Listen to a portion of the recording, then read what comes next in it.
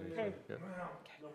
we go live. Can we ask Midcoast think when they send things to I'm write them in not bigger than 8 point? Attach, yeah. I think Say the name. Oh, Adobe you didn't get thing. the magnifying glass that came with it? No, but slightly larger than 8 point and Okay. would be easier to read. Great. There were some kids burning the ants Like out to front. call the Rockport Select Board meeting of August 28th, 2023 to order. John, you want to give the manager's report? Yeah, it's a pretty lengthy report. I won't go into all of it because thankfully all of you can read, so I don't have to. Obviously, the dispatch issue, we'll talk about that in a minute. Chief Peasley's here, who's been actively involved in that process, and so I'll save all of those comments. I do want to bring attention to the general assistance issue. I hope all of you read that. That's something that, as a community, we need to grapple with and talk about. And I'm not, as a community, as a state, as a country, there's something, and we went through this in our department headed meeting last week. There's something about the fact that we have property values, increasing and people want to be here. And we also have a system where people don't have a place to live. And the dichotomy of that is difficult to swallow. But it's where we are in 2023, and it's not just up to the town of Rockport, it's a lot of leaders we need to band together to fix that problem. So, that's sort of the theme here through the first two sections of my report. Rockport can't solve the world's problems. The best we can do is solve the problems we have before us, but we need some help. And I think all of us need some help in that regard. Assessing. So this is something that's not in there. I talked with Kerry right before I left to come over here. The taxes are not yet committed, but I expect they will be. And I expect we're going to have a mill rate I have 99.99% confidence that our mill rate will be 12.65, which is a decrease from 15.40 from last year. Now, does that make up for the fact that we, on average, had approximately a 30% increase in values? No, it does not.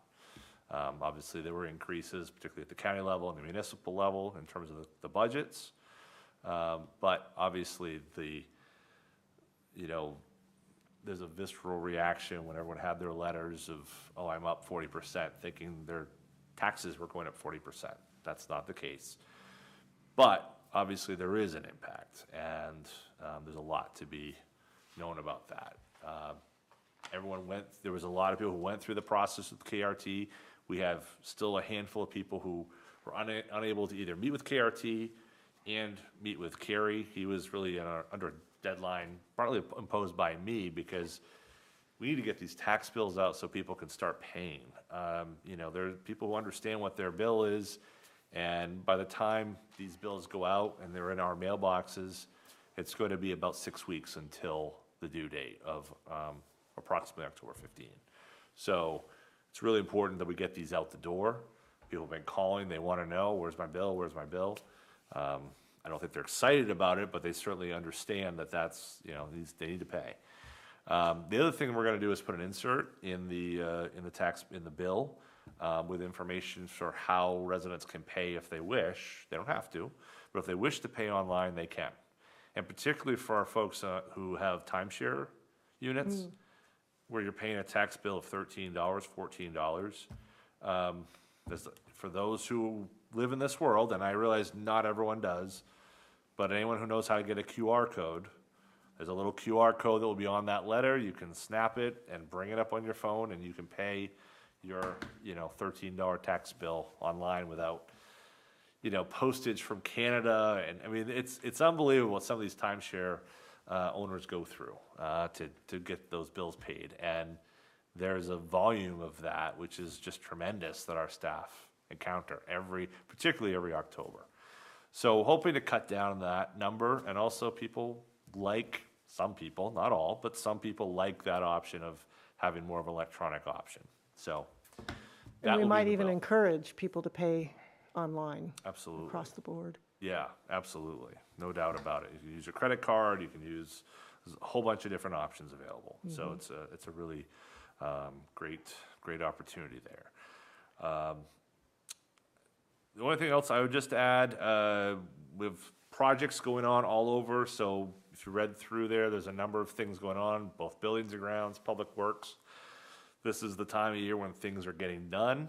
Park Street project is finally complete, so we're glad to see that, although there'll be some painting that will be going on, fog lines, particularly on one side where things dip down a bit, and just to try to keep everyone where they should be, stop bars at Simon's Corner intersection, and we placed in some stop signs and things like that, so. That's about the size of it, but as I said, there's a lot in here. Don't worry, next time will be a little bit shorter, so we just had department head meeting that sort of gives a lot of what we've been dealing with, all good. around. It's good to see it. Oh, good. Yeah. Yeah, and maybe Jason's going to provide more information, but again, thank you so much for those of you who worked long and hard to put a patch together so that when we dial 911 here in Rockport, the phone gets answered and dispatched. Someone will always answer it. You just don't know which state. Yeah, right. Anyway, thank you. So that's all I have, yeah. Anybody have any questions or anything for John? Okay, public input on non-agenda items. Amendments to the agenda. I understand. Yeah, just the one item, this was in the review, our insurance company's review of applying a builder's risk insurance to the fire station project. They had an issue with one section, which is outlined here in this letter from Maine Coast Construction.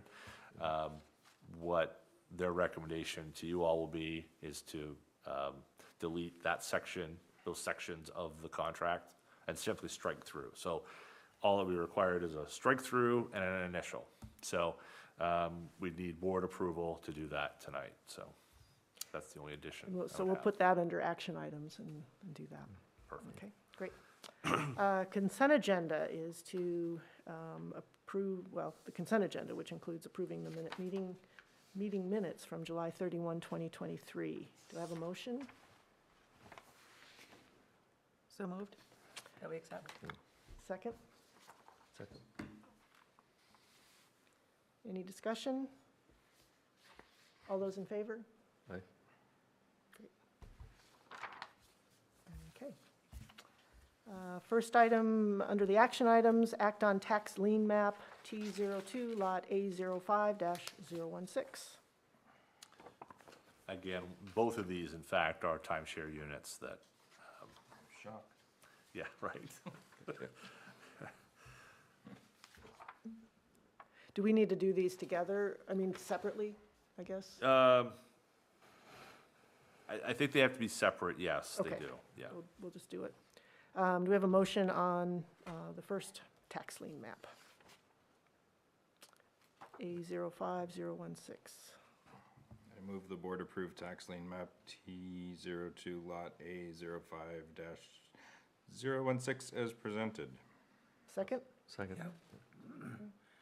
I'll take Michael this time. Any discussion? All those in favor? Okay. Next is tax lien map T02 lot A01-038. Do we have a motion? Because these are all paid now, so that's what. It's all it is, right? paid up. Exactly. Just anybody watching. Yeah. Yeah, right. Right, we're not just like blithely, Thank good you. point. Yeah, Um, everything's paid up, assuming all our expenses incurred in the whole process. Okay. I'll move the board approve tax lien map T02, lot A01-038 as presented. Second. Any discussion? All those in favor? Okay, great. That's approved. I have a question though. Okay. Well, only, that they keep doing these auctions over there, how much more work does that entail for us to deal with all these swappings for tax time? Well, I mean, I suppose you still bill the old person because it won't be filed in time, and right, then you're chasing it, and are we yeah. getting extra compensation for that? Do we Right. need to consider that? They've Yeah. got an awful lot of liens this They had an awful lot of auctions this year, they just did another one. Yeah, right, yeah, I saw the sign that, I think, you know, you and I have talked a little bit about this. Yeah. There's such a rigid world in dealing with these tax liens, you know, in terms of how we treating them as if it's, you know, everyone's home, and, you know, it's such a different world. And they're so much more involved in that world than we are, because it is those units. And I still say that they need to fix their system and pay their taxes like any other property holder and bill the HOA fee to include the taxes, like Yeah. any other HOA timeshare. Yeah. Yeah. I couldn't quantify it for you, Eric, but I think your intuition probably speaks pretty loudly on this one. That's probably correct. Because if you have 20 flips in a year Yeah.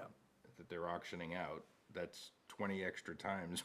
20 more times we got to go back and correct and chase. Right. So is there anything we can do to make sure we're not out of pocket, including staff time I and? know we're billing them $7,200 or $7,900 or whatever it is, 7,000 something.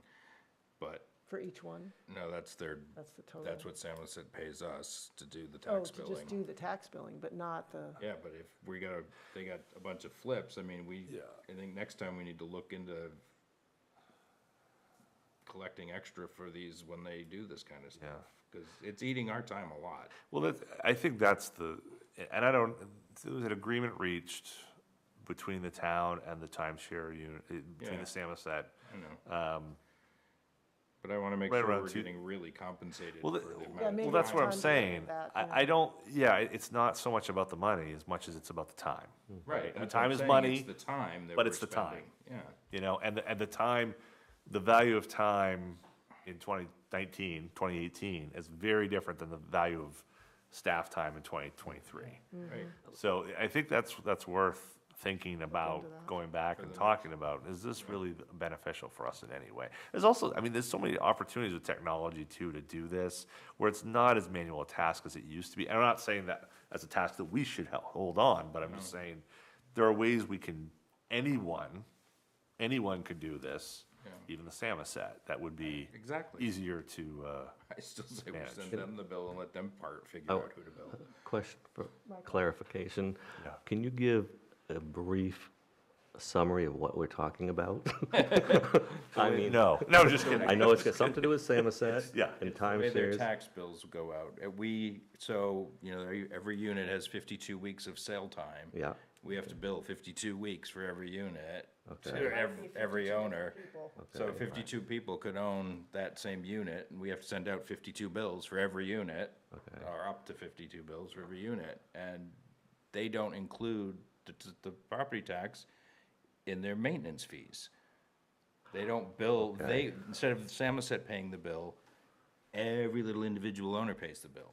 Where it would be so much easier if we could just bill the Samoset, and the Samoset collects the $13 per person from their 8,000 owners. Wasn't there some impediment that they weren't? Well, their system couldn't handle it.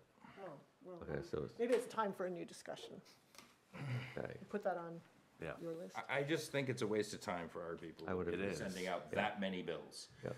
For Let me just, $13, yeah. and let me just, in terms of like, how does it impact everyone else, right? It impacts everyone else because when we open the mail up, and literally the stack is this thick, At $13 a piece or Right. $15 a piece. half of that stack And is 13, 15. Yeah. And there are times in the past, I'm not saying this crew, but I'm saying the past, where there isn't time, literally it's not time of the day, because we received the mail at 4 o'clock. You're likely not going to get, that processed same day. No. Sometimes in the next day, because people are coming in too, and so it's a problem, and it impacts everybody. It's not just, oh, well, my $13 bill got applied late. It's our tax payments all got applied later, because there's 15, checks that has to be processed just the same way all of ours are, from, Nova Scotia or New Brunswick or, And they're all coming in Montana. different times. generally. Until Through the October week. 15th, yeah. In that, sort of September 1 to, October 10 Okay. timeframe.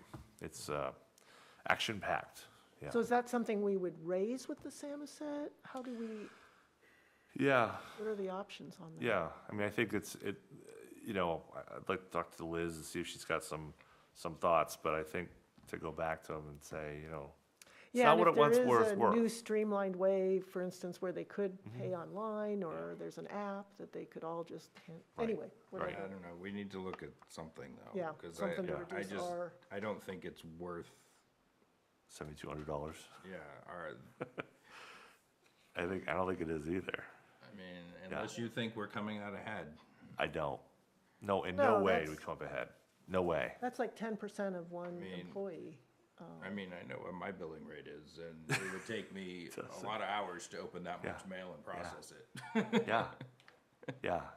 I don't think, I had no idea. I mean, I always heard about it in the same way, being on a board, until I saw it and I saw the mail coming in and I was just flabbergasted. It's unbelievable what our clerks go through to process those. Yeah. Unbelievable. We could be doing a lot more things that impact the town Yep. than opening envelopes. Yep. Oh, well, my complaint is over. Moving on. Well, maybe you could look into that. Yep, absolutely. Yeah. Great. Let's see, the next is the act on warrant article. Well, let's get rid of the contract for West Rockport Fire Station, just so I don't Sure. forget it when we get into the charter, if that's okay with everyone. We'll just do that now. So John, we would need a motion, Yes, motion to strike the provisions from the construction contract pursuant to the Maine Coast letter of that's right. August 28, 2023. This would be this would be a cover letter attached to both their copy and our copy. They'd come by tomorrow, we'd go strike through, initial on both Okay. copies and done, assuming that's how you so vote. Okay. So, do I have a motion for that? I'll try it. Okay. I move that we strike Article 11.3.1 and 11.3.2 from contract document A207-2017 of the contract for the West Rockport Fire Station. Great. Perfect. Second. Jim, second. Any discussion? All those in favor? Great. And Ryan, has the permit been finalized yet? Do you know? You can say no, you don't know. I don't know. Okay. That's the only thing we're holding at this point. Everything Okay, else so is this is done. done, then they can, Yep. Scott can now issue the permit if, Yep. okay. Signs, there's a sign out there. Jason's been working on that. So there's, The jog trailer was set up today. Great. so progress is happening there. Okay. Next item, act on warrant article development for charter amendments. And let's see, I guess I want to just quickly go to the one issue that would be a change from what was in our packet. And then we can talk about any and all other concerns or issues that anyone had as they look through this. The draft that went out suggests that we would be just eliminating the budget committee. And I think as we discussed at a prior meeting, there's a little bit of frustration, disappointment that the budget committee hasn't been working, I think, the way that it was intended to work with the way the charter was drafted. And, times have changed, people are busy, it's hard to get, apparently it's hard to get 9 people who will run for the budget committee and then serve on the budget committee, come to meetings, review the budget, get engaged in the discussion. And the experience I've had really since I've been on the select board, with the exception of a few folks, is, we have meetings with all the department heads, John's there, Megan's there. We learn about each of the departments and what they're asking for in their budget and what the town manager's recommendation from that is. And there's very little input that we get. The design would be that the budget committee's at that meeting. The select board is listening to the budget committee to learn what our fellow citizens' concerns might be, or issues or questions they might have with those, with the draft budget. But very little of that has happened, and so then the select board then meets. We've now had 3 nights of meetings, full nights with lots of information. And then the select board meets and comes up with its proposed budget. But really, at that point, we've gotten very little input from the budget committee, even though the design of the charter is to have had that input. So that's sort of where that's the genesis of the idea that, well, maybe the budget committee isn't serving its purpose. And maybe that job could be better accomplished by having a public meeting where anybody who maybe didn't sign up to be on the budget committee, doesn't have the time to really come to lots of meetings, but either has particular issues with the budget or some input and wants to come to the meeting, and this is in this draft charter, where there would be a public meeting before the select board has finalized its agenda to put onto the warrant article, to listen or answer questions. Maybe people just don't understand why we're spending money on some things and not other things. But to have some give and take, and that would sort of be twofold. It would address the concerns of some that we're no longer having an in-person town meeting to approve our budget, but also provide more of citizen input that we may not be getting from the group that is denominated as the budget committee. So that's new to this. But thinking more on it and sort of talking with others in town, I don't think, right now the budget committee is not working as it was originally intended. So I sort of, in talking with John and others, we could soften, we don't have to just get rid of the budget committee, but we sort of soften their role a little bit so that we're not stuck in a situation where we just don't have enough people even running for the budget committee and we're losing a voice that we relied on. We now, we can allow for a budget committee, and if it's fully staffed and fully engaged, it'll serve the purpose it was intended to under the charter. But if that's not the case, we can get any recommendations the budget committee chooses to give us. They can meet, they can do what they want in whatever form we have, whether it's 5 members on the budget committee because we couldn't get 9 people to volunteer and step up. So that's the thought, is we're not going to just, we don't, or I would suggest, and we can have a full-on discussion of this, that we not just totally get rid of the budget committee, that we sort of just create a path for whatever our citizens want in a way the budget committee to end up being. And they'll express that by either running or not running for the budget committee, meeting as the budget committee, engaging with us on the budget, but rather than it being dictated by the charter that this must happen in this way, we just leave that path open.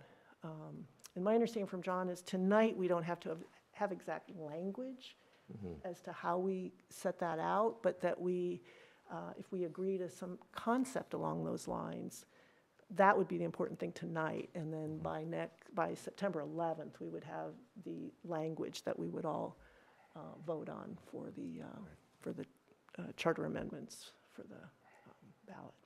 So that's enough talking on my end. Open the floor. Yeah, I think that sounds like a good idea, actually, because the concept of just having a budget committee for years, and then all of a sudden, boom, no budget committee, without a more of a transition, or allowing the public to determine what they really would like to do, I think it's better to keep it and try to maybe adjust so it'll be more effective.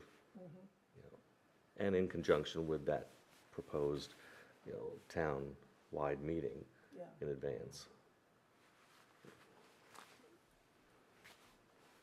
If I would just add to one thing that you had said, Denise, is that last spring, and I think a lot of people in town aren't aware, but the board, I think there's been a long-standing process that the town has used to go through its budget, and to work with the budget committee and work with the select board and department heads and all these different pieces. And through, I think, no fault of anyone's, that process, I think, was effective in trying to provide thorough review if individual members so chose to do so. But the difficulty is it really wasn't it didn't set up well for the average taxpayer to be presented with recommendations that they could take action with, particularly when we go to a ballot, a referendum form to vote on the budget. When, back in the old days, you know, there was the give and take on the floor of town meeting.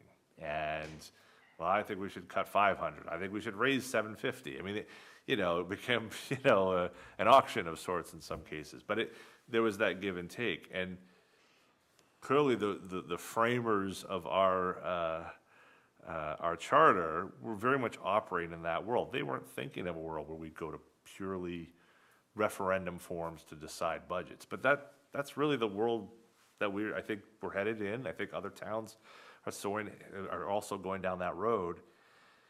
And so you take a process that didn't work because it was just sort of out of order in how the charter laid out how it could work, and the fact it was a referendum format. Some work was needed.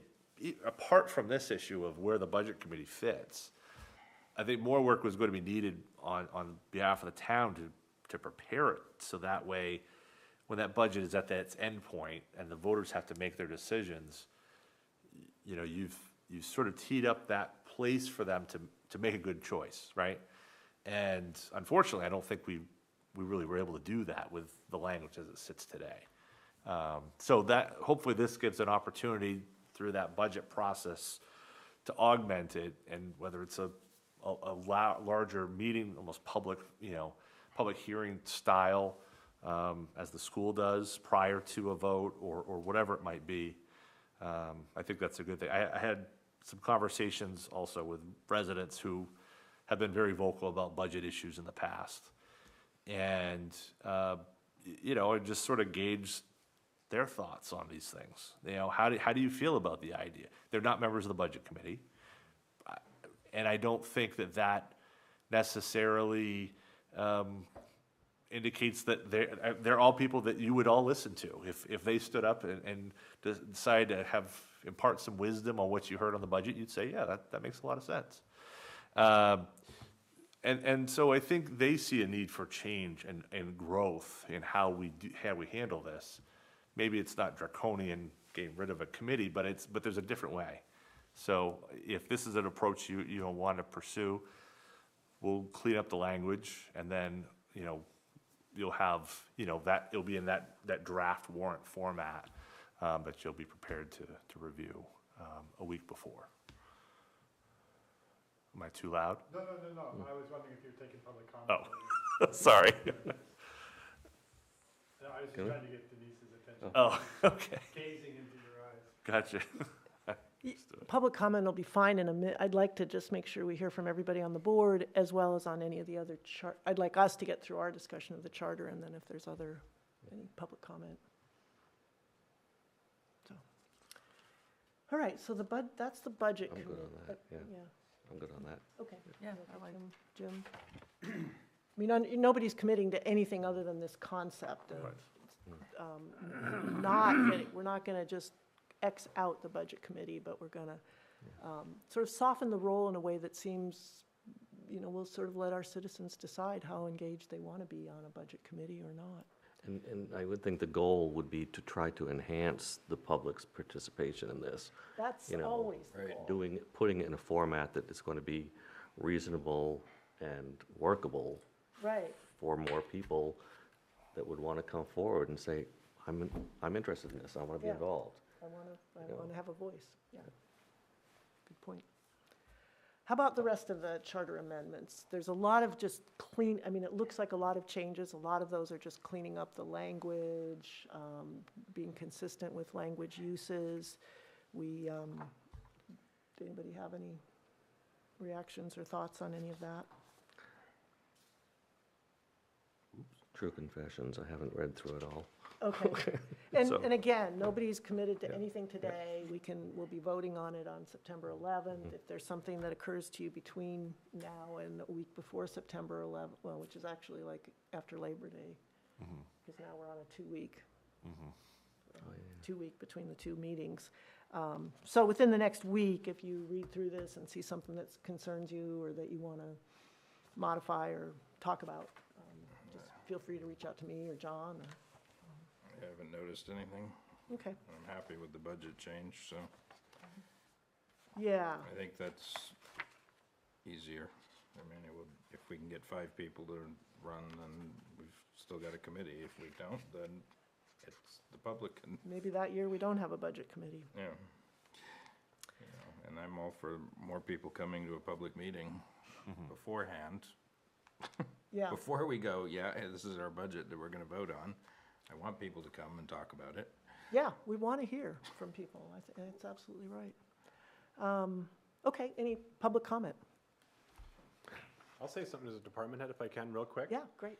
In the 10 years I've been through 10 budget process, and the first few years, there was great attendance by the budget committee. They were super involved.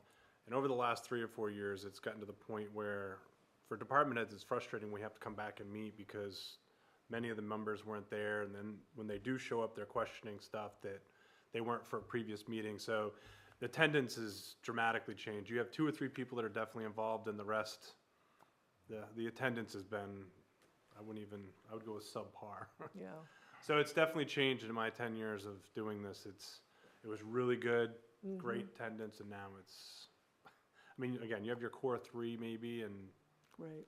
so it's frustrating as a department head when You put a there's lot of only time 3 into people that. there, and we had one meeting, they couldn't even vote because there wasn't enough there.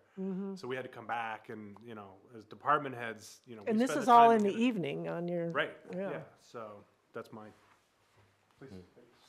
Swap places here. Hi, Jeff Parker, live in the village, and I happen to be on the budget committee. I think as you redesign this, I think it's great that you're looking to, you feel that there's an issue, and I think the challenge is in identifying what that issue really is.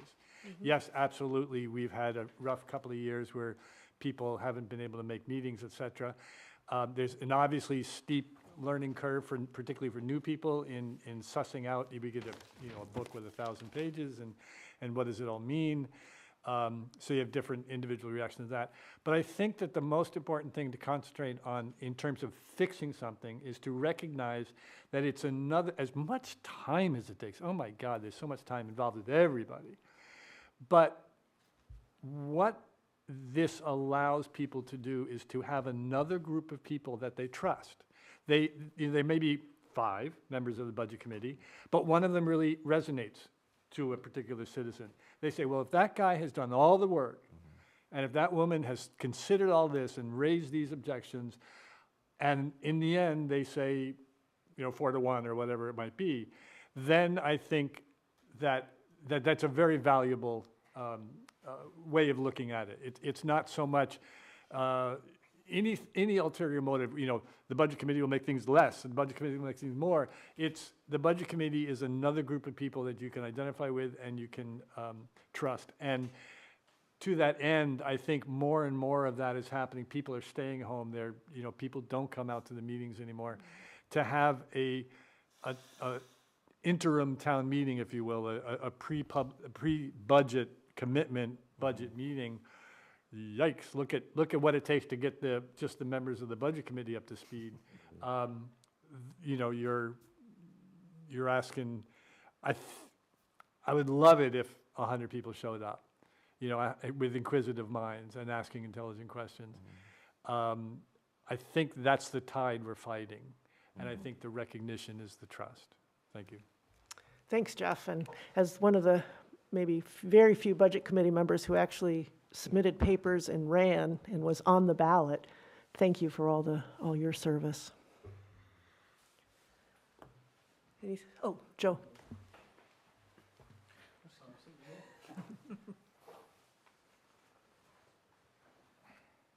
Hi, good evening. Joe Stronowski, a Rockport resident. As I sit there and I listen to this, I think that this is more endemic to a lot of the committees in town, because I've gone through over the last couple of years some of the similar problems on the planning board. I know that we've had the same problems on comprehensive plan committee meetings, where in some cases we can't even get a quorum for those committees. So I think the things we're speaking about here are not isolated just to the budget committee. And somehow people have become apathetic. not interested maybe in getting as involved, maybe they don't understand what some of these committees are, but somehow it would be good to get people more engaged in the community and involved in all these committees. Yeah, absolutely agree. So, I want to know how. Yeah, I thoroughly agree with your point there. Unfortunately, it's still really tough to find people.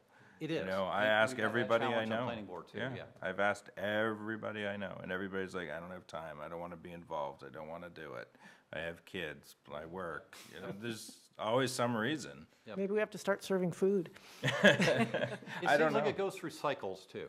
It does. Like now we're full up on the planning board after a couple of years of really sparse attendance and, you know, not being able to achieve a quorum. So, I don't know, we go through these cycles, I don't know why, but, yeah. that's what it is. So I just wanted to make sure that, I think it's really endemic to all the committees. Yeah, And I know on some of the ballots here that I've only seen on some of these a single name, whether it be for select board or library committee or what have you. Yep. And so, again, we need to get people rallied up to engage. yeah. Thanks, John. And one thing I would just add to Joe's point, I think it's a really good one, is, you know, the difficulty with almost all other committees, almost, I mean, there's some, you know, the Board of Assessment, Zoning Board of Appeals, you know, there are some things in ordinance and that are sort of set. The Budget Committee is one, and the Library Committee, but for different reasons, are a bit more set in terms of how they are because of the fact that they're based in the charter. There are some ways. Fire elected. Right, they're elected, there's, you know, there's just some rigidity to that perhaps doesn't allow as much flexibility. So you can be creative and maybe try to find different ways to involve others. And I think that's my hope, that you could sort of live in a little bit, try to live in both worlds. And I think that's really what this is about, is trying to say, look, we don't wanna, it's about, you know, you don't throw out the baby with the bathwater. And yet, the process is broken right now because our entire budget adoption process in the town of Rockport really puts the Budget Committee and the Select Board on the same tier. That's a very difficult place when you have some of those challenges you're facing. So is there a way to allow the Select Board to continue to manage and set their warrant, provide opportunity for people to weigh in and get that, you know, that citizen watchdog, I think is one of the terms that's in the charter, to still be able to use that, but with some flexibility in how they meet and quorums and things like that. I think that would be the hope, right, is to sort of reflect that. But right now, I don't think we have that flexibility as a town to react to the times. You know. I noticed, so this is an action item, but do you think should we vote on the rest of the warrant articles and then set the budget one aside with new language for, and I guess I asked that of everyone. Well, you need to direct the clerk to draft warrant articles. Okay. You can do it That's right, I didn't look at maybe as amended, which would be the only amendment would be, but the idea, really, Okay. this is about the concepts, right?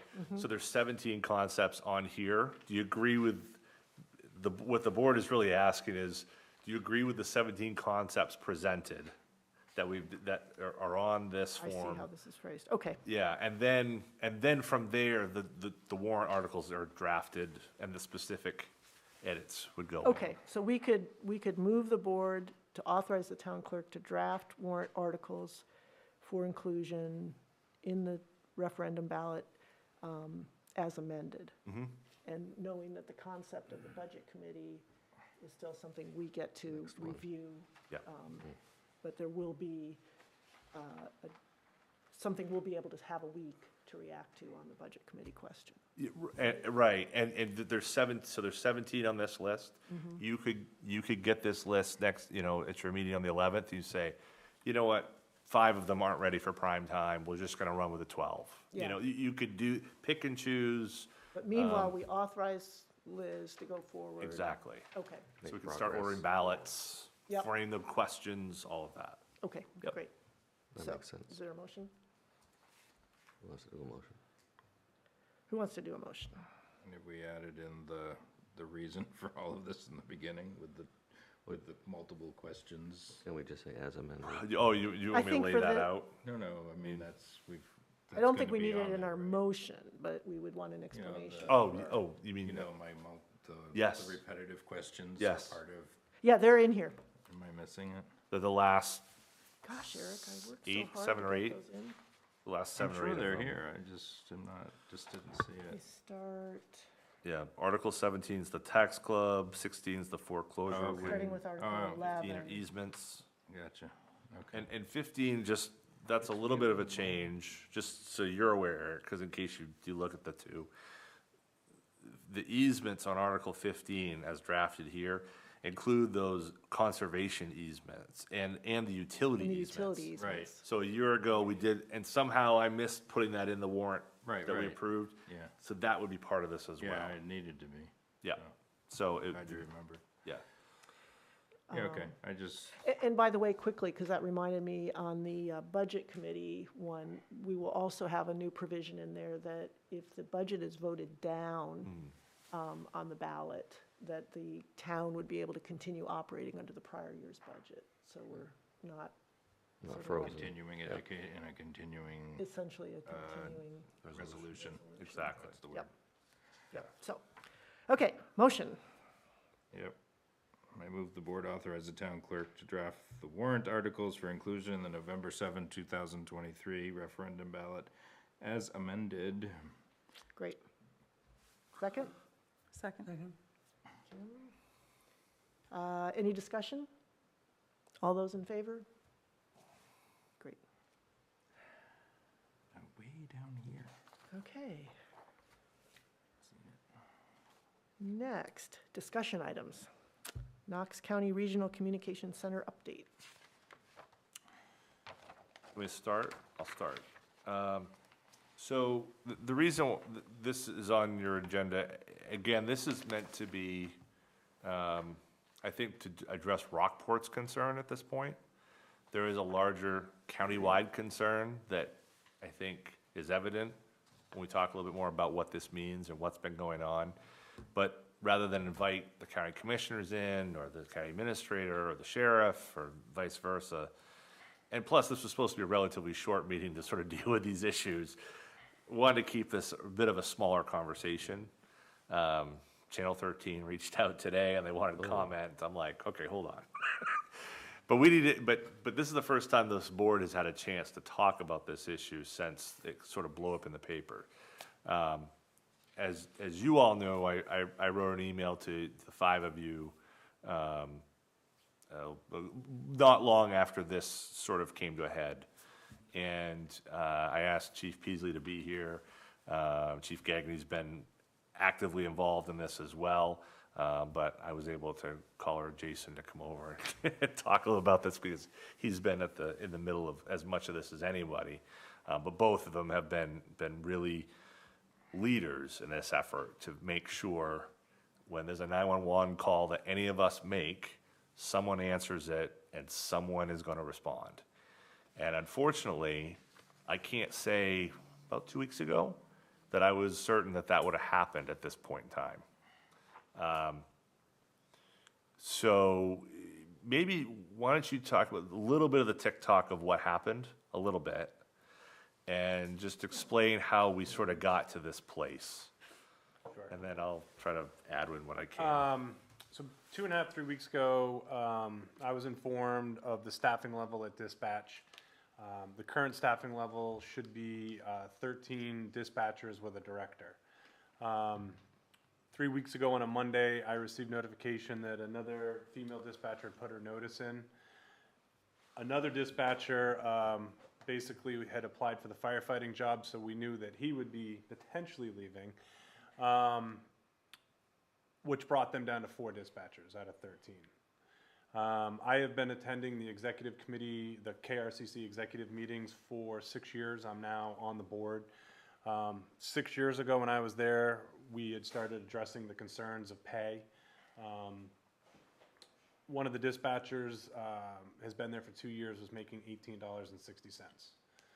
That's talking to somebody on the phone, taking 911 calls, you can imagine what people are doing on the other end of that line, whether it's a mother trying to do CPR on a kid.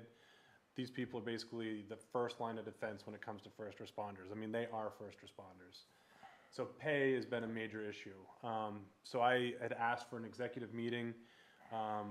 It turned into all of the users. The users are all your fire, police, EMS, all of us. So most of all the fire chiefs, police chiefs, and EMS chiefs attended this meeting at dispatch with the account administrator, which is Andy Hart. He oversees it, as well as human resources for the county and Candace Richards, who's the EMA director. At that meeting, we found out things were a lot worse than they were. Once you drop below a level of 4, you lose your PSAP. PSAP is your 911. We were in a critical state where we were potentially going to lose that.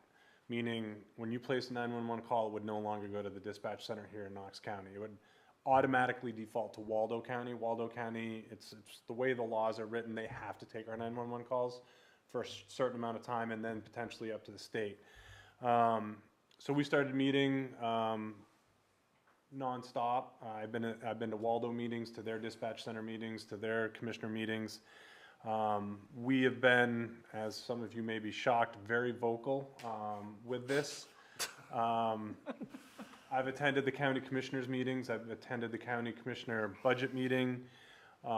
We have called the commissioners out directly and said that it's time for them to actually step up and do something about it.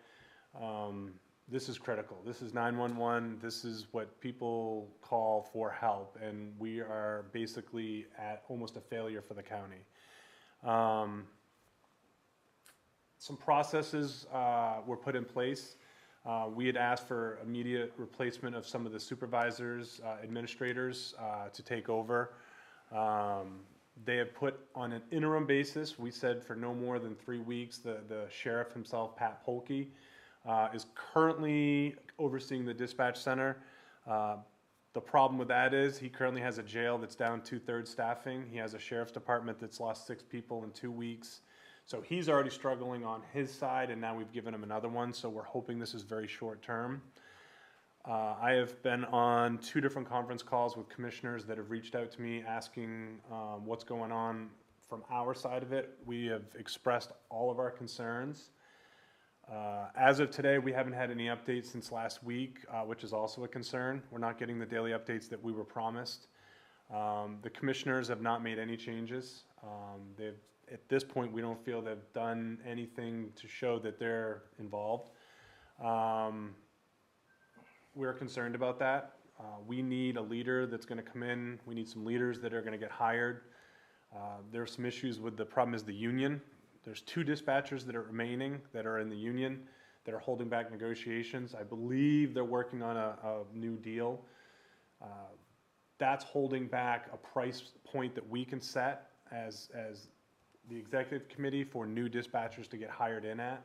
We're asking for a brand new person off the books, $25 an hour to start. One of the girls that's currently working at dispatch has been there 22 years, making $26 an hour. We have dispatchers that work 92 straight days, 12 hours a day without one single day off. Things are bad. So it's a big concern. I have been very, very vocal, as John knows. We need to see change. We're still not seeing it. So we need all the boards in this entire county to step up and push for the commissioners to do what they're in place for, is to make some changes. We need to see the changes, and this isn't a yesterday thing. This is months ago, years ago, actually. We need to see change. We're not seeing it still. They have a stopgap right now where they're doing $21 an hour plus 9, but the plus 9 is, again, a stopgap, so that could disappear as soon as it's fully staffed, so that person that left a good job could go back to $21. So I wouldn't say we're full critical now. They do have 2 people they've brought back. Bobby Coombs, the director, has been moved back onto the console, so he's now dispatching full-time. The county's IT guy used to be a dispatcher. He's actually filled in a few shifts, so there's a few people filling in, but it's still, we don't have somebody leading the entire process. We don't have someone that's taking control, managing the people, managing the budget, managing anything. So The commissioners have said they're looking into it, but nothing's been done, and we are deeply concerned. What can we do? I mean, can we, because I would like to hear from our county commissioner, Sharon Pullman, because our residents, we fund a police department, a fire department, an ambulance service. We fund in Rockport all of those services, but they are no good if the 911 service isn't up to snuff. And the county, we get no control over the county budget. I mean, they sort of hand us a budget and we have to pay it through our taxes, all Rockport residents. And I just think that's not acceptable. And, you know, to hear Jason say they're not even doing the little bit that they said they would do in the last week is very concerning. This has been 22 years. 22 years ago, everybody had their own dispatch. Rockland Fire Police had theirs. Kim remembers the one that sat at Camden Fire, that took care of Camden, Rockport, Hope, Lincolnville. I can't remember Appleton, but Maybe part of Apple. we had our own dispatchers 24 hours a day. We never had problems. And 22 years ago, the county came in and said, nope, we want it. They took it over. There's many of us that feel that, you know, this is the county's show and circus. Let them fix it. But I can't let that happen because I'm the one that last week had to go up onto the mountain with a lady that impaled her arm mountain biking up on the side of the mountain, way up on the mountain biking trail that was in critical condition. You know, thank God we still had the 911. They were able to pin her location and send me the map, and we were able to get to her in a certain amount of time and get a tourniquet on her. But we are now at a point where when you dial 911, it will go to Waldo County Dispatch. Keep in mind, they're a different center. They do things differently than we do. All of them do something a little different. They take that 911 call, they enter it into the CAD/Spillman system. As soon as they hit enter to enter the information, it pops up on our screen now down here at dispatch. Our dispatchers down here, it pops up. They'll see, you know, car accident, 1 Central Street, Rockport. That's all it says. So our dispatcher then says, tones out Northeast Ambulance, Rockport Fire, respond to 1 Central Street for a car accident, 1 Central, that's it. Where previous, our dispatchers would have that person on the phone. It's minor, it's a fender bender, or the car's upside down, or there's somebody hanging out of it, there's smoke. We're not getting that information now. It's So you'd know what very level of limited. response, yeah.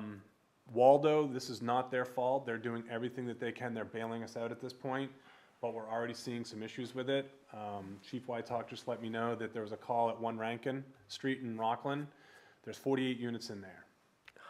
The call came in as 1 Rankin. 1 Rankin, not a unit number. So that was today. So there is some drawbacks to what's happening with us not having the PSAP. The problem is we can't get a PSAP back for at least 6 months, if not a year. Most likely it's going to be a minimum of a year, if at all. Wow. So we're going to be dealing with this for the next 6 months up to a year, most likely a year. Even if we're able to backstop, get them all staffed, get The good. problem, Waldo has a very valid point that we don't want you to start hiring people and say, all right, we're good, we're going to take it back. And then somebody quits and you're below staffing and now they take it back. They're not going to do a Do back that and back forth and game. forth. So we have to get it back up to at least a minimum of 13 staff with the director and show that we can keep it going and handle it. That time we have to reapply through the state to get the PSAP back, which they could say no, which we don't think they will, but then we'll be able to field our own 911 calls. And you say "we," you mean the county? Well, I'm the not trying to dispatch- The dispatch center, Yeah, yes. no, I'm not trying, I'm just Yeah, no, trying, the dispatch, Yeah. the Knox County Regional Communications Center. yeah. So we are, it's, yeah. So, my personal opinion is I would like to have a vote on a no confidence vote. Do a no confidence vote on the county commissioners, and administrators for failing to do their job. I think the select boards need to step up and say, we don't have confidence in our county government. I don't. What's I our, mean, that's my personal opinion, but I don't. I'm not going to argue with you. I've seen discussions about dispatch fees and Thomaston threatening to We, withdraw. I don't have the form in front of me. I believe John or Megan provided it. I think our total's 1.4 million to the county. And I can't remember the number that goes to dispatch, but it was It's about 200,000, a little less than 200,000, 170. 189 maybe, something in that range. Yeah. We pay to dispatch Right. to the center. And then obviously you have the sheriff's department, then you have the jail and so on and so forth. Right, everything else to the county too. So our dispatch fees are due on September 1st. Our county tax is due by November 1st. That's by statute. we have not paid either. Usually we would pay both together and write one big giant check, and the county, county government is notoriously a bit, because of the timing of how they receive their money, they're always behind. So they're usually taking out tax anticipation notes, and it's hard to get on track in terms of their cash flow. And so they would like to have the money as soon as possible. As the second biggest taxpayer in Knox County, Rockport is, that obviously is notable if we aren't paying, and if we hold our funds.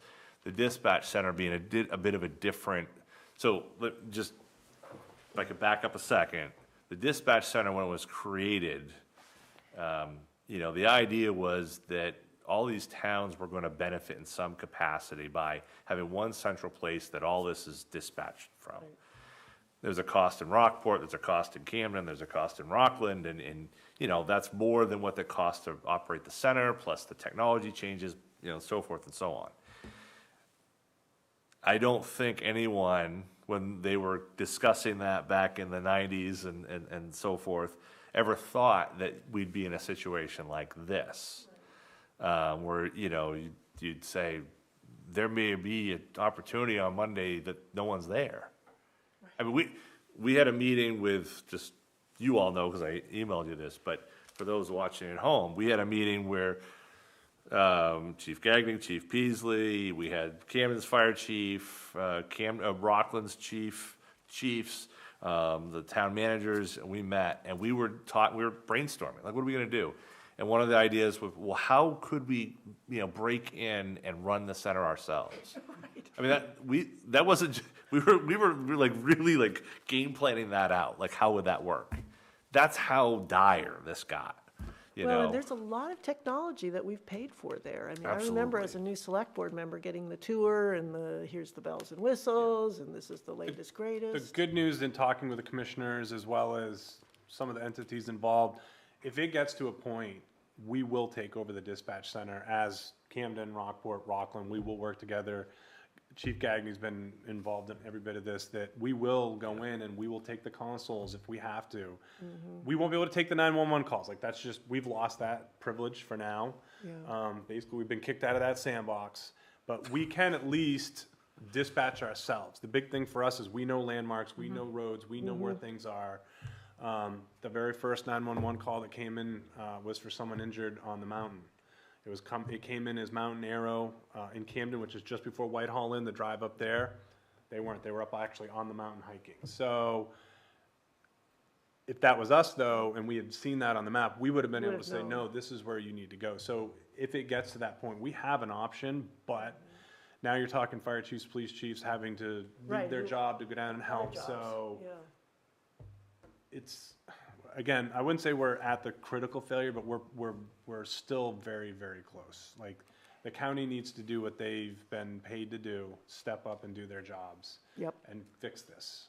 And this isn't, again, this doesn't need to happen in 3 or 4 weeks. It needs to happen now. Right. Like, they need to come up with a plan, they need to come up with a budget, which they have, but they need to come up with the entire process of who they're gonna hire and what they want and start it now. Mm-hmm.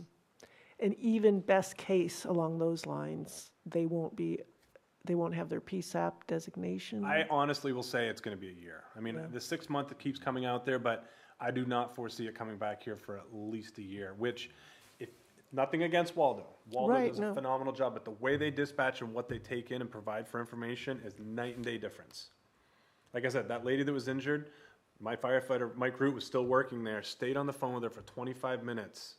While she was laying on the side, she was a doctor, so she was able to do her own tourniquet and stuff, but he stayed on the phone with her the entire time until I arrived there with a paramedic up on the mountain with the side-by-side, and we got there, then they disconnected. Now, that will not happen. We're gonna send the fire department, click. Then, if there's a phone number provided, we might be able to get back a hold of them, but. Not ideal. So things are still critical. We need people to step up and do what they're supposed to do.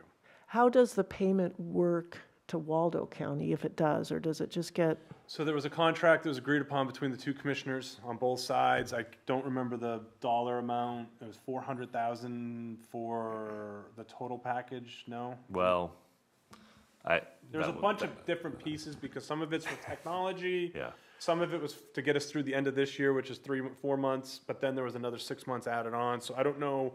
I thought the end it was 300,000, less than 300,000. Yeah, but it was plus something if it went over, wasn't it? It was 178 for the end of this year, and then an additional 6 months, I think it was 120. It was like sort of inverse what it should be. Not 450,000 as we were told. And the big thing everybody needs to understand too is their dispatch center is fully staffed. They handle also 20-something towns. We are now asking them to double plus. So we take 3 more 911 calls a day in Knox than they do up there. So they're gonna be taking all of ours plus that extra, 3 a day. So they're doubling their workload on these employees up there. So as Knox County tries to get staffed up so that eventually we can take this back, what do those people do? Which, If we're hiring new people back to be part of Knox County's district? well, Oh, like what are we pulling them from? What other jobs well, are they doing? what do they do? Do they so they're help still, Waldo County? so they're all in the console. We Oh, I have see. to have, we need 2 people in the center at all times. Okay. So 24 hours a day, we need 2 Even people. if it's not 911? Correct. Okay. Because the reason is, for example, you have a big fire like Camden, like the Blaze Fire, and then you have something else going on. You have to have 2 dispatchers to be able to handle multiple things at the same time. Any call for any type of fire now, you're gonna get 6 to 7 towns. That's a lot of radio traffic. So you need to be able to answer all those calls and complete that. So you have to have 2 people in there. So each person that's getting hired is going on to a shift. In a shift at Knox County 12 or a shift hours. at Waldo County? All here. Everything is staying, our people are still staying at our Okay. center, dispatching out of here, meaning the 911 goes up there, through the computer, it goes down to Knox. Got it, okay. Then they type it and they talk, they're the ones talking on the radio. So they're trying to get people trained up. But again, they're limited on, Yep. there's still people working. Mike Root just worked 16 straight days before he started for us. But the difference now is, in this center, they're talking to police, fire, ambulance. They're not talking to the patient or the caller. They're sending the Waldo call County out. is. Waldo. Yeah, they're sending the call out, not taking it now. Got it. So, I mean, there's still people working 20, 30 straight days. Back to, we need to get changes So we made. have a payment due September 1. Does it, if we withhold that payment, does that just further put us behind in terms of Knox County being able to do what it needs to Has do? zero, in my opinion, it has 0 to do with it. But it sends a message. I don't know. I mean, I think you could take a stance that you would withhold payment and you would ask that the commission, maybe Commissioner Pullman could come to your next meeting. I'd like to, And yeah. then make a further decision that night as to whether or not to release funds beyond that point. But I mean, for my benefit, my job is just to sort of tee up the warrants, right? And my job was, my thought was there's no reason I would want to put that on a warrant at this point with all this, who knows Yeah. who we were writing a check to, Right, Maybe right. it's And what Knox, we're maybe it's getting in Waldo. return for what we're writing a check for.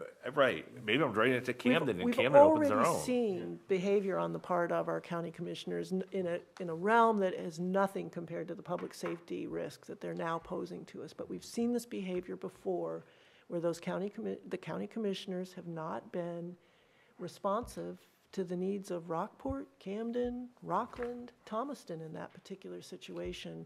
And, I think we need to be paid attention to. How many commissioners are there? 3. They're working on a charter change right now, which is a bonus to change it to 5.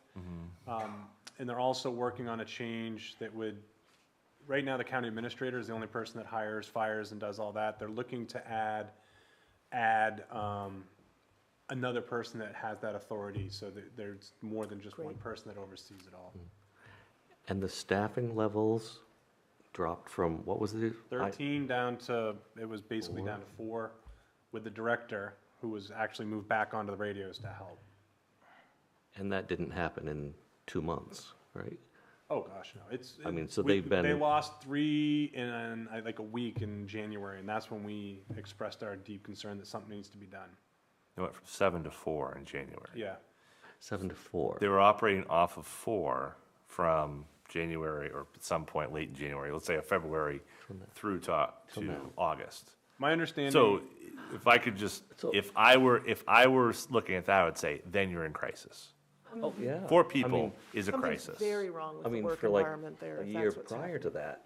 We've gone through Yes. 49 dispatches Yes. in 8 So- years. If you were half full, Yeah. Really bad. crisis. Yeah, somebody needed to have been paying attention and drawing us to that. Jeff just let me know that Sharon Pullman, Commissioner Pullman, is willing to attend our meeting on September 11th. Awesome. So we'll look forward to There you that. Thank you.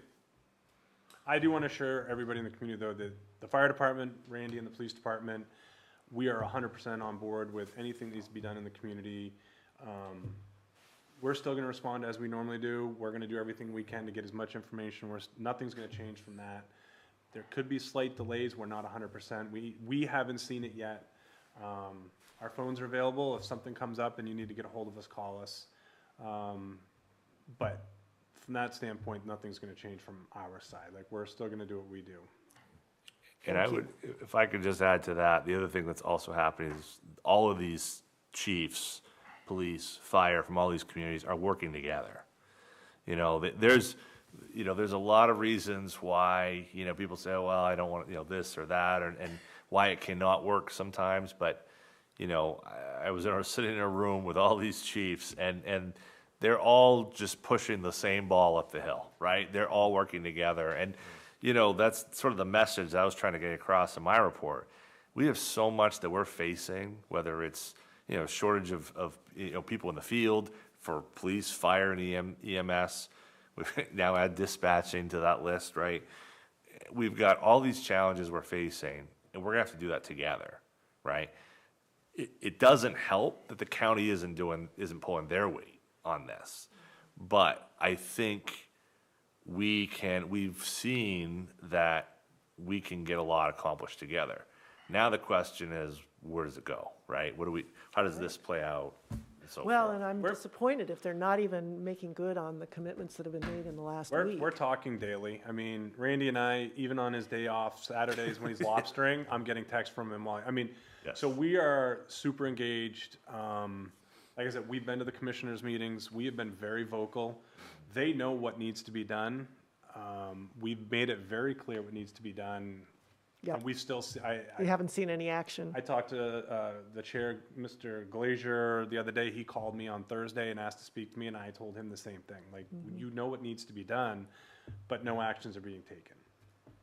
And until we get somebody in there yeah. that can step in and lead and change things and manage the people, manage every bit of it, we're going to continue down the road we're going. And it's not fair for Sheriff Polkey, Right. who already has 2 major departments with things going on, to give him a third. So it's Yep.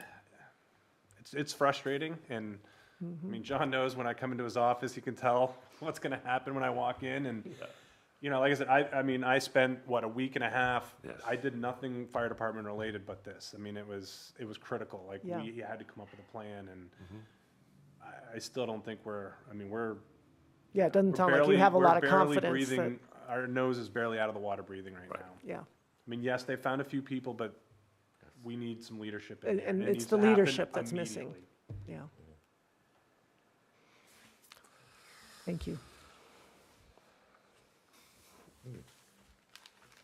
So do we need to act on anything at this point? I think if, Because the payment's due on on the the dispatch fee, 1st. yeah, would we make But a our meeting's not motion to to? the 11th. Yeah, Yeah, so we that could- would be a good. motion to withhold the dispatch fee due September 1st, pending discussion with our Commissioner Sharon Pullman At the 11th. at the September 11th meeting. Second. Okay. I'll be here for that meeting. Okay. I will say yes or second that, or whatever you need. We can call, I'll do the motion, or did the motion, and you do the second. Any discussion? Okay, all those in favor? Okay, motion passes.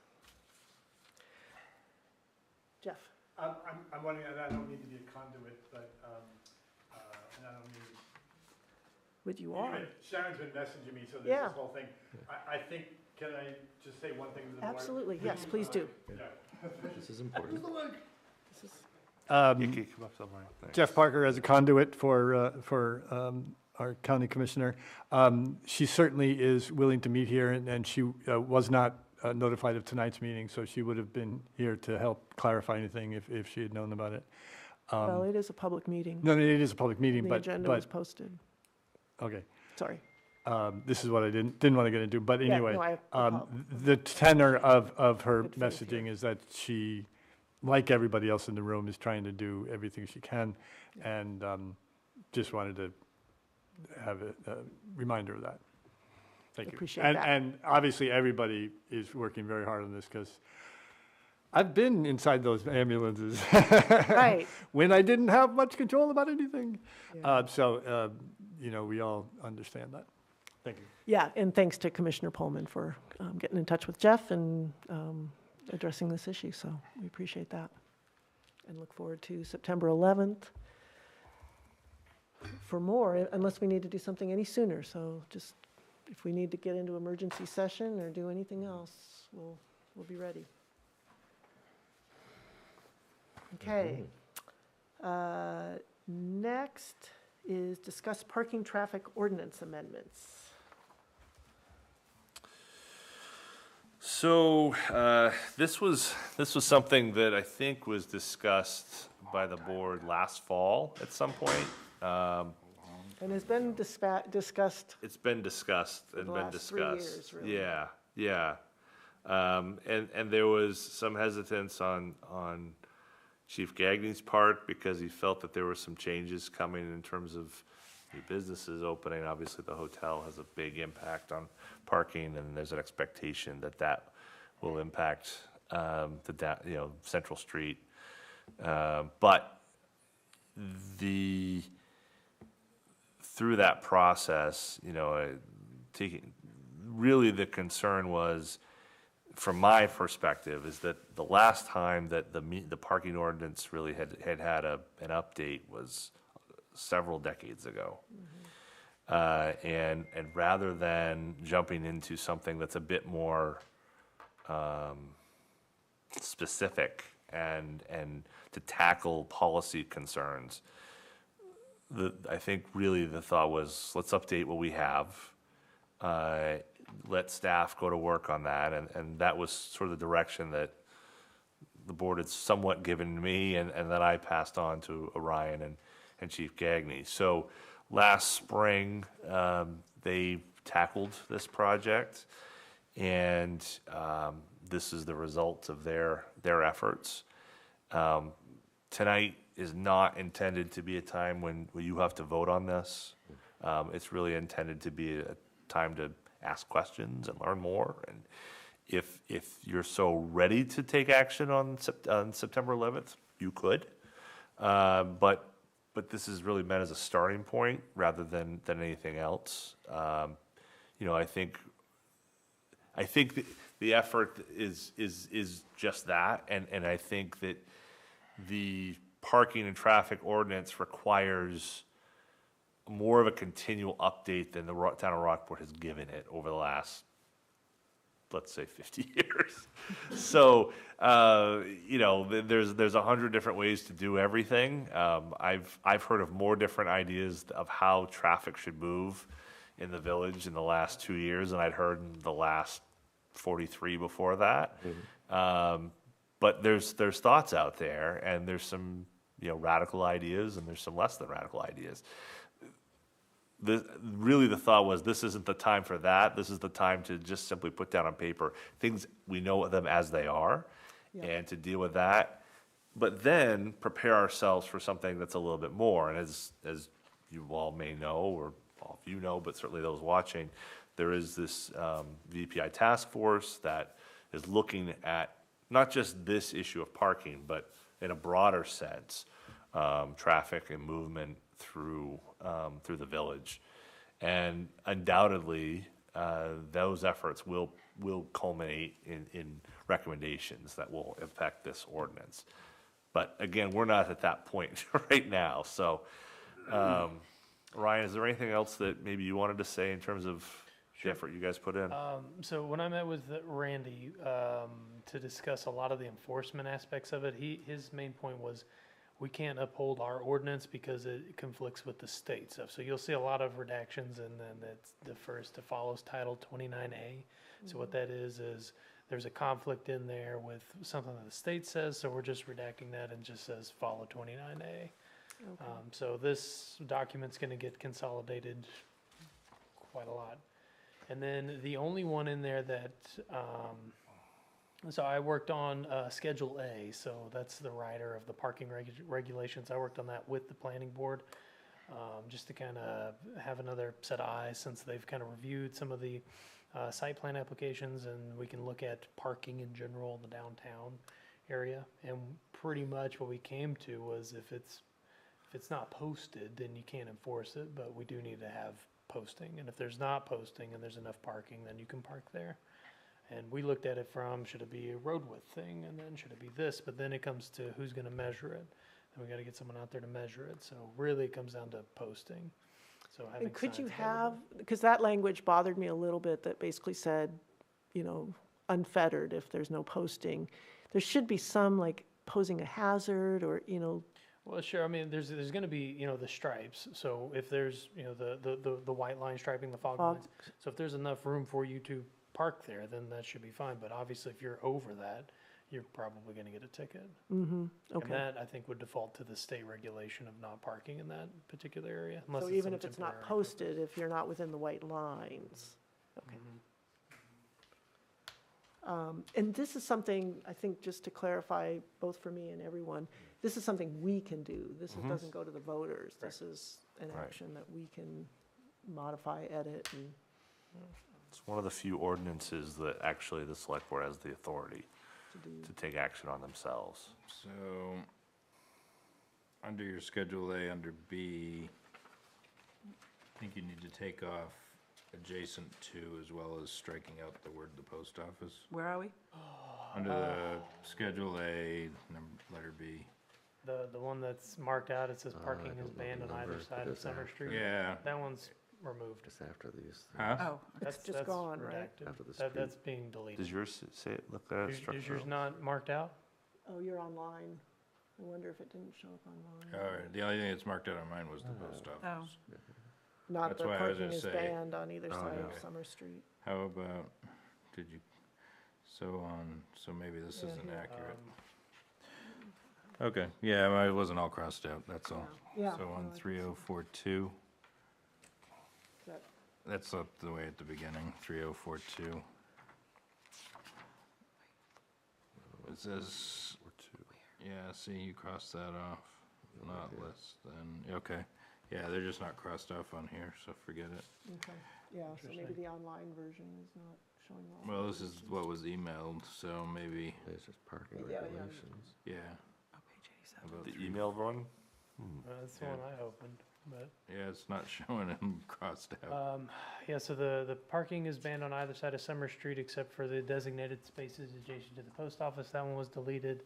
The Yeah. winter parking ban, that one was restructured to where the town is notified, similar to how other towns do it, the day before the storm to move, otherwise you'll be towed.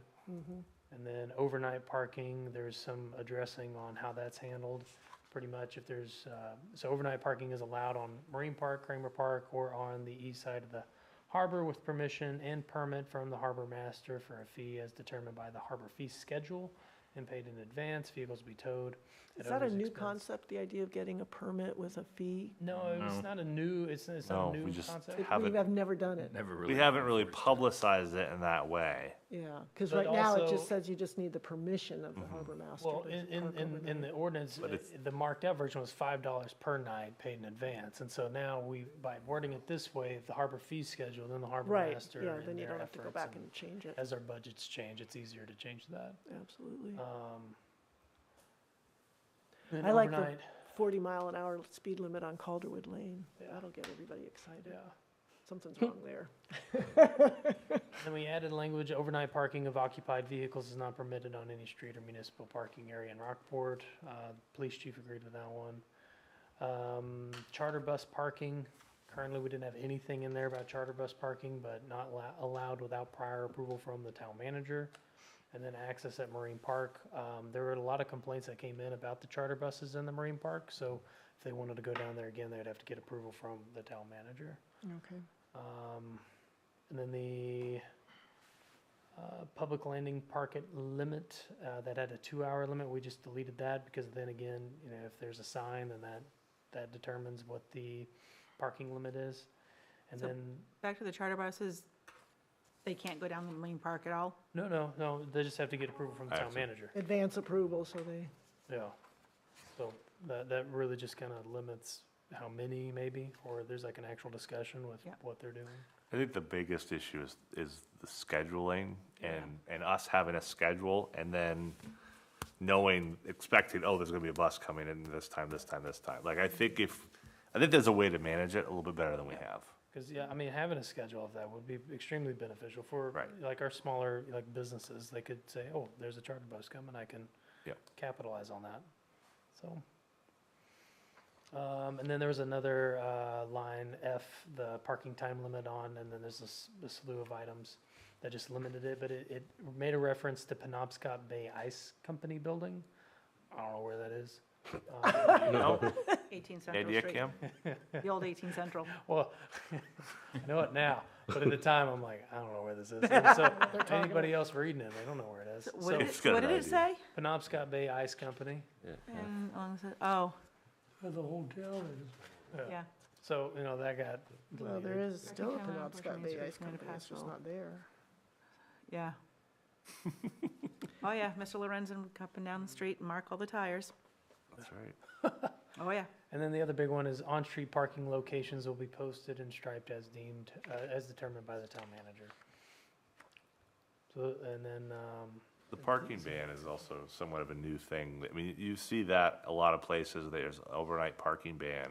That would be a new thing that we would have not done, that we would be implementing.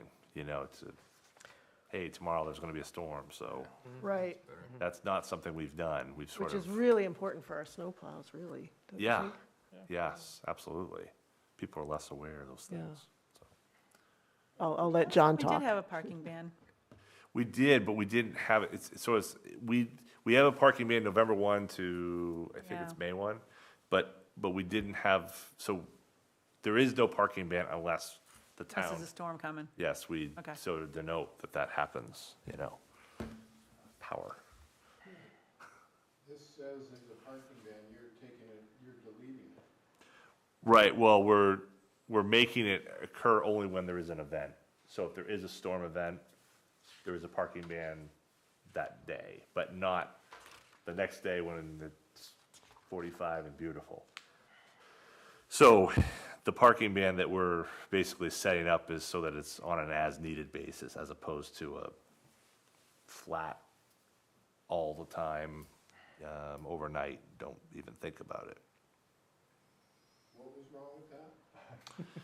Well, Randy was pretty vocal about that aspect, but, when he talked to me about it, but I think his feeling was, why have a limitation on it if it isn't an issue? If it's not causing anybody trouble. Why can't you park on a perfectly clear, nice day in February Right, that you can in July? yeah. Are you guys welcome to open the public comment? Well, obviously, we've sort of breached a little bit of a line there, I but, don't want to interrupt the meeting, but, well, I mean, why don't we that's all let that I Orion need to finish do. his and let the board, and then we'll take public comment. I should, Yeah, it's, I'm done with Okay. with what I need to go over. So I guess, do you have any questions for me right now? And if not, I wondered on the schedule of roads, where it's like, so that's Article 8, Article 7. give me a second. All right, here, okay. To me, you know, so many towns have signs that just say the default speed limit, you know, it's 25 miles an hour unless otherwise posted. Rather than, I mean, this is just like, Oh, I this is agree. I brought it crazy. up Do to we have to Randy. do it this way? I don't think so, Okay, but because that would be my Article 7. Yeah, unless we have to do it that way, why not? Because in a lot of cases, it is 25 miles an hour. yeah, that's a question for Randy. Yeah. I honestly don't know. We Okay. looked Ask at it, him. I don't remember the conversation of it, but that's about it. Yeah. And then I did notice that Calderwood Lane is set out with a 40-mile-an-hour speed limit, and that seems a little quick. Chapel Road, Gee, Yeah. if the potholes don't get you on Chapel Road at 40 miles an hour, you may end up in Penobscot Bay. I mean, Because Jeez. if you do this as it is, then you've got Our handles Park it well. Street wrong, because it's only, Park Street at no point is 40 miles an hour. yeah, I It's feel like only it, 35, and it's 30 from Route 90 to past the church. And then it's 35 from past the church all the way down until it hits the Camden line, and then it turns to 40. Believe me, I know that because I sit out there and watch the cars go by my house at 55 and 60 miles an hour. I'm just looking at it now. well, we can ask Randy, I mean, I don't know how other people feel about it, but I'd be inclined to have a town-wide speed limit of 25 miles an hour unless Unless it's otherwise posted. posted. Yeah, Yeah, that's what it should be. and that's pretty State consistent with a road, lot of- nobody's gonna read this and go, oh, look, it says 40 in here, but the sign says 35, so if they get issued a ticket at 41, were they going 6 over or were they going 1 over? Right, and actually I was 0.35 miles from the intersection, and, I don't think you can just do that. Says well, no, we'd have to ask Randy what, there must, Grove maybe there's a Street. reason it's done this way. Chapel Road is 40. That's what I was wondering when I saw it. It was like, that's I a think you're good pretty sure question. you gotta go through the state if Yeah. you're gonna lower everything, make it equal. Well, we're not, We're not the changing point, it. we're not, probably nothing will change because all the postings out there still apply. Right. It's just that if you don't see a road sign, you don't have to go into our ordinance and figure out if you're 0.10 miles from Franklin Street and then figure out what the speed limit is in this ordinance. It is what it is what's posted, and if there's no sign, it's 25 miles an hour. It's just a suggestion. I don't know if legally we can do that. We'll have to ask Randy. But I just thought that would simplify it. I think what you're I think in Hope, for example, we ran into this on Alfred Lake Road, where, well, basically you had to have DOT come out and say, one, to reassess the road and see how fast cars were going, and then they do an assessment, and then they'll set the speed limit, and then the speed limit is X, and then unfortunately the speed limit on that road was 40, and the highest you could have, I think, don't quote me on this, but someone will, that you have to be 35 miles per hour or lower for a crosswalk to exist. And so they were trying to get a crosswalk at the Alfred Lake Camp. Couldn't do it because the speed was too fast. And I think we went through that. But I don't know if there's some sort of grandfathering because, I mean, this was probably put in. And I'm not suggesting I don't know. changing any speed limits. Yeah. No, I'm just suggesting making this more streamlined Mm-hmm. to keep whatever speed limits we have in town. I understand on Pasco, people might Right. turn it to 25 miles an hour, but it's 30 is what it's posted and what DOT's only approved. Yeah. But maybe we have to do it this way, I'm not. Yeah. I do see a big typo on here on Spear Street, because it talks about Mechanic to Beauchamp, then it starts talking about Porter Street and South Street Whoa. and Porter Street to the junction of Meadow Street. Yeah. I was like, wait a minute. Yeah, that doesn't make any sense Cut and paste. on a whole bunch of levels. Yeah, I think it got cut and pasted from the one above from South Oh, Street. yeah, because the one above has that same language. But that's sort of, well, all the more reason if we could to streamline it in that way, so we don't have to review each of these and make sure So we can go 35 in my street? Wow. Yeah. We can now. yeah, but If we went 35 around your street, oh boy. I'll be knocking Can you off, imagine? Or 40 down people would be Annis. bouncing off my bumpers We're gonna want dispatch to work first before. early. Yeah. yeah, but I'm that's where lucky you to get, you I don't don't think even, To I've even 18 or driven miles. that fast on that road. 18 to 20 is about max. well, would you check with Yeah, Randy on that I'll talk with Randy about question? this. I didn't even look at the speed limits. And It maybe, was- I guess we've made some general comments. Should we be ready to, I'd love to get this approved and done at the next meeting if we haven't Oh, at the next loaded one. ourselves up too much, but it's been a long time waiting, and it's not we're not done. We don't have to be done, but it's, like John was saying, at least let's bring it up from the last 30 years to something that makes more sense. I mean, I see the definition of driver includes a Oh, horse, a Except, rider or driver of a horse. except I wanted to I used to ride my horse say- through town. I don't want you to have to like control your speed. If you can go 40 miles an hour on your horse, I wouldn't ride my horse through town now. Under taxis, though. that Yeah. was an interesting provision, wasn't it? Do we have taxis? No, None that we approve We of. used to. actually, there are some that come through town, but It just says him, and I think we should update. Oh, yeah. be consistent with that. Yeah, because it should be consistent with what we're putting in the charter. Yep. And determine click uniform, blah, blah, blah, blah, blah. So if we could just replace him with them or Okay, something. yep, And selectmen to select board. Yeah, yep. that wherever one's- those other ones are, yeah, selectmen to select board. I mean, if we're gonna be consistent and change all these things, then they need to all be the same. Where's the taxi at? 600 something, 602. 602. Yeah, and let's put some page numbers. I always- I have 94 on mine. I don't know if that's, Oh, maybe Oh, it showed well. up on the PDF, the printed Yeah, version. have doesn't that. show up. oh, but that's on our packet, not necessarily the page of the parking document. Yeah, just, let's update taxi cabs to be consistent and, And I'm not sure that we would limit it to something called a taxi cab in this day and age. There's probably a term that captures Ride share. ride, cars for hire, Horses for hire. that's right. But I don't think You have Uber has a higher you plate, have do to they? determine though if that fits with state law. I don't think Uber has a higher plate. I Right. think they can just be on a They have passenger to car use- plate.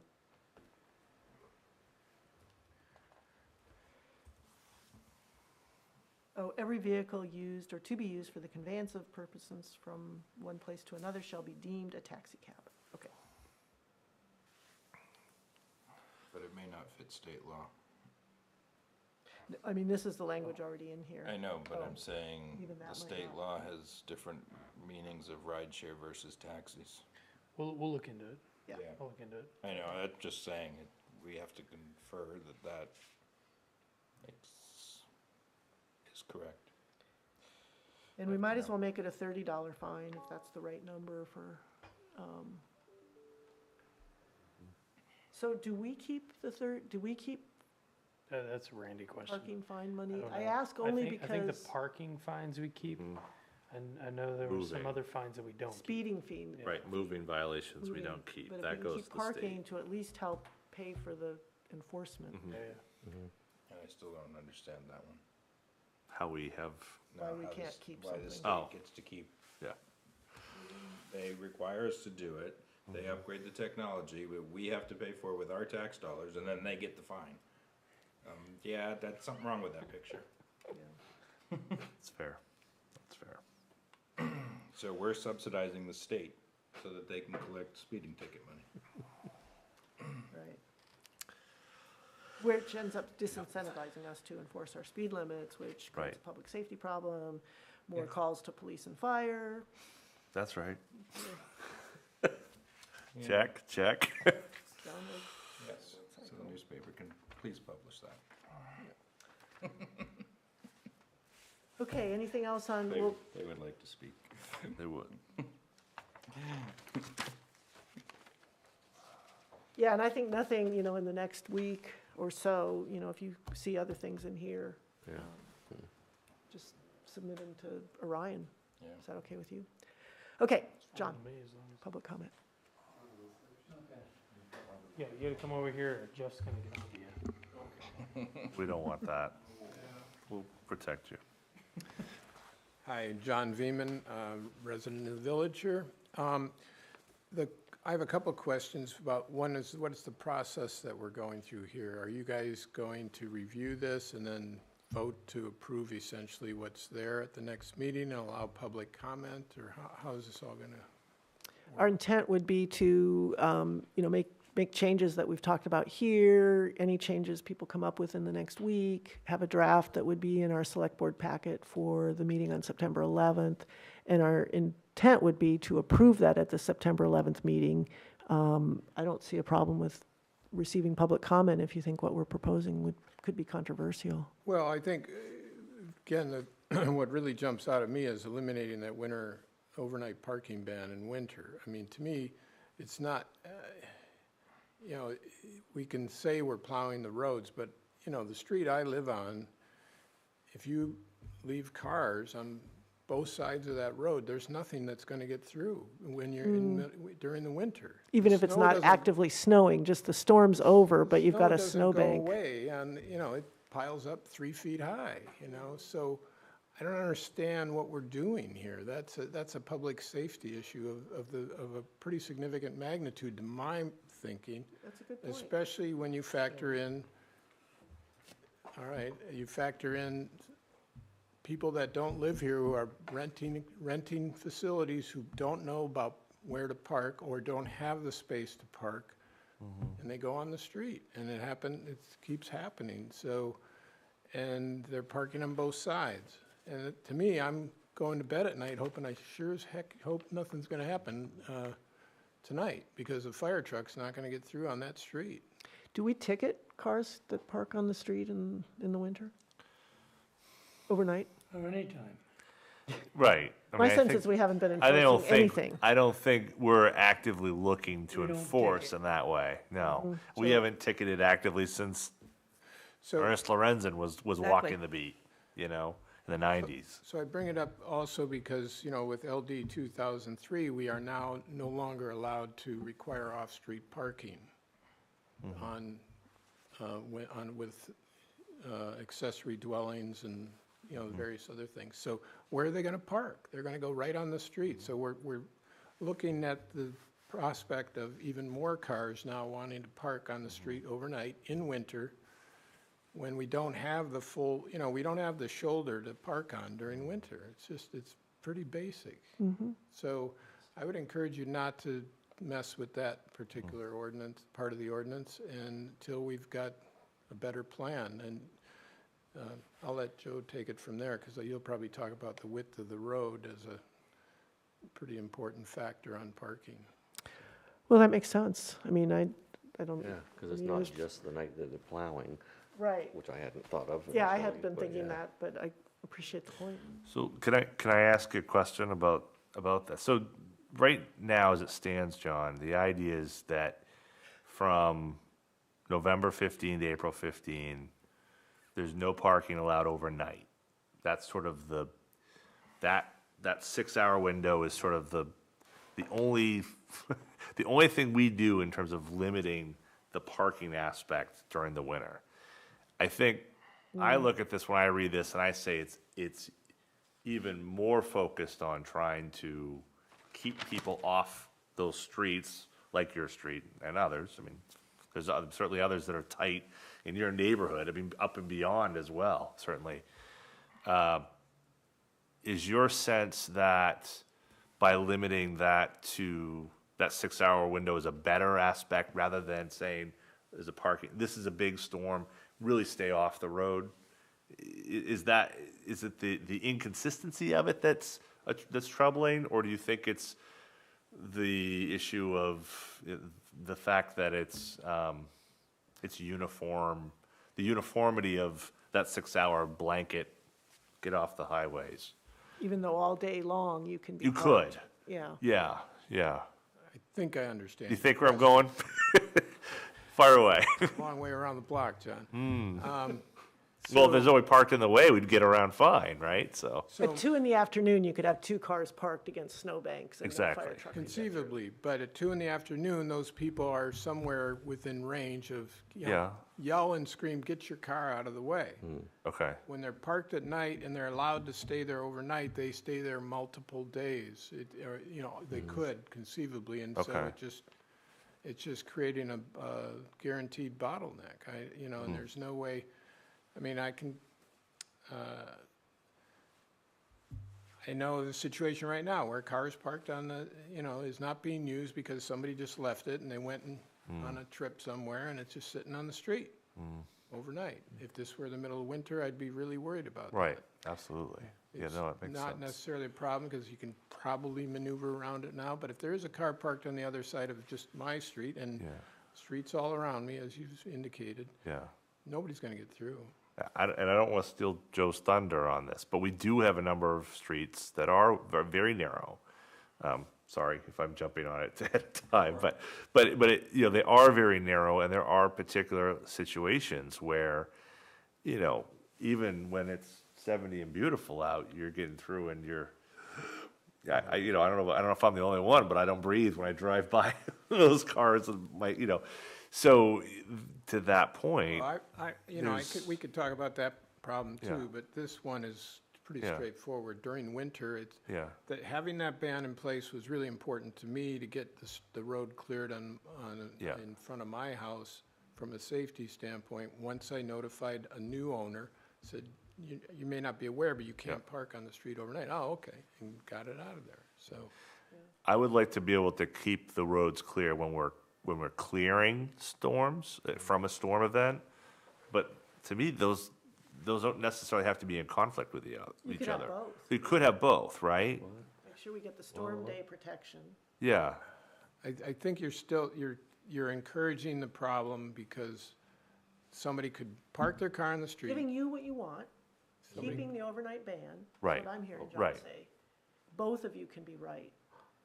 So you keep, so If you the have overnight track. ban stays in place, overnight. That's what I'm ban saying. stays in I'm place. happy. I don't know what the other part of the Plus, conversation is. storm I lost day. track too. You gotta be out of there. right, Storm during the day, yeah. well, That's what I'm sure. During the saying. day and Yeah, at night. but- that's fine, but, Yeah. yeah, So it's, it covers both. yeah, because in that case, you won't have a car on there that's been there for a couple days. Right. Essentially just parked there because Right. it's convenient to leave it there while Yeah. I go somewhere, right, go skiing or whatever. right, Because you're not gonna reach that person in 24 hours, right. you know, with a notice going But on. if we're getting 2 inches an hour and it's 8 o'clock at night, I don't want any cars on the road, right? So if we can do both of those things, Yeah. keep the long-term folks out of there while at the same time dealing with the big storm. Yeah, then I think what you're saying is truly wise, John. You very Took a long wisely- while to get around the Thank you, bend on that guys. one too, but I'll take it. Okay. Joe? Thanks, John. Yeah, thank you. Good point. Hi. Just a couple of general comments. The planning board spent pretty significant time looking at this, and we have no authority on the parking ordinance, we understood, but we had the ability to make some recommendations.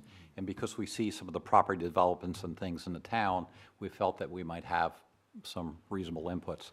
So one of the areas clearly of concern is in the village, and there's a couple reasons for that.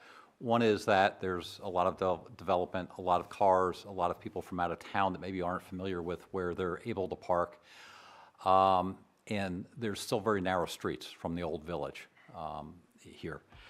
And so the concern from our part, I don't think we're going to solve the parking problems in this parking ordinance. All that's going to do is set some regulations, guidelines as to where you could park and where you can't park. There's a great deal that needs to be done beyond that. But we looked at it from a safety standpoint, and we went to the trouble, I guess it was last fall, of going out and unofficially measuring the width of the road. And so I say unofficially, we measured them, but we are not qualified DOT representatives, as Orion has reminded me, that our data was valid. So we did look at those roads, though, and we broke it down into 3 classifications. There are some roads like, I think, High Street and Pleasant Street, and that whole matrix up there on the hill, where those roads are pretty narrow. Some of those roads are like 18 feet wide. We looked at some of the state standards. State standards say you need 10 feet for being able to pass 2 cars by in a road. So they're marginal.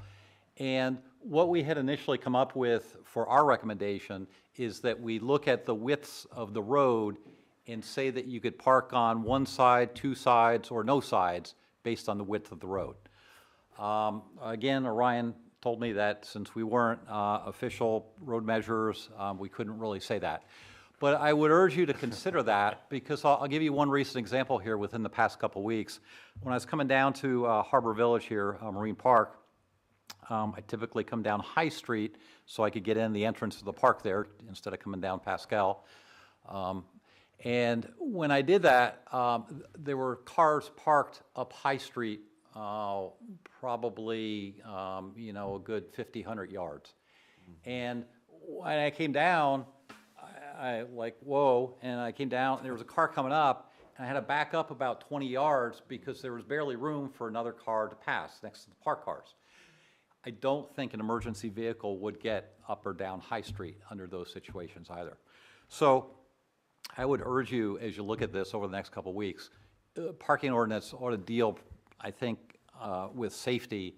And I think that around the village in a crowded area, as we get more parking going on, it's pushing out into these side streets. And I'm just concerned from a safety standpoint that it's going to cause a problem someday with an emergency vehicle, first responder vehicle. Let's see, any other things? With regard to tickets, just to end it out, we do issue tickets because I did get a ticket in Marine Park when I was out working on my boat. I was out there more than 2 hours, and it says 2 hours, and we do issue tickets, though, so I did get one. The other thing beyond the parking ordinance, though, that I'd ask you to look at, and I was on the parking committee with our previous town manager probably 5 years ago, is that, and this doesn't go in the ordinance, but there's a lot of inconsistencies in the village here with what it is. And so tonight, I'm parked across the street here where the curb is painted yellow, but yet there's a 2-hour parking sign. Yeah, So I think I'm legal. you are. Thank you. I park there all the time. Yeah, but I mean, there's a lot of things like that, and, I'll park up Pascal, and I hang out a little bit over the white line.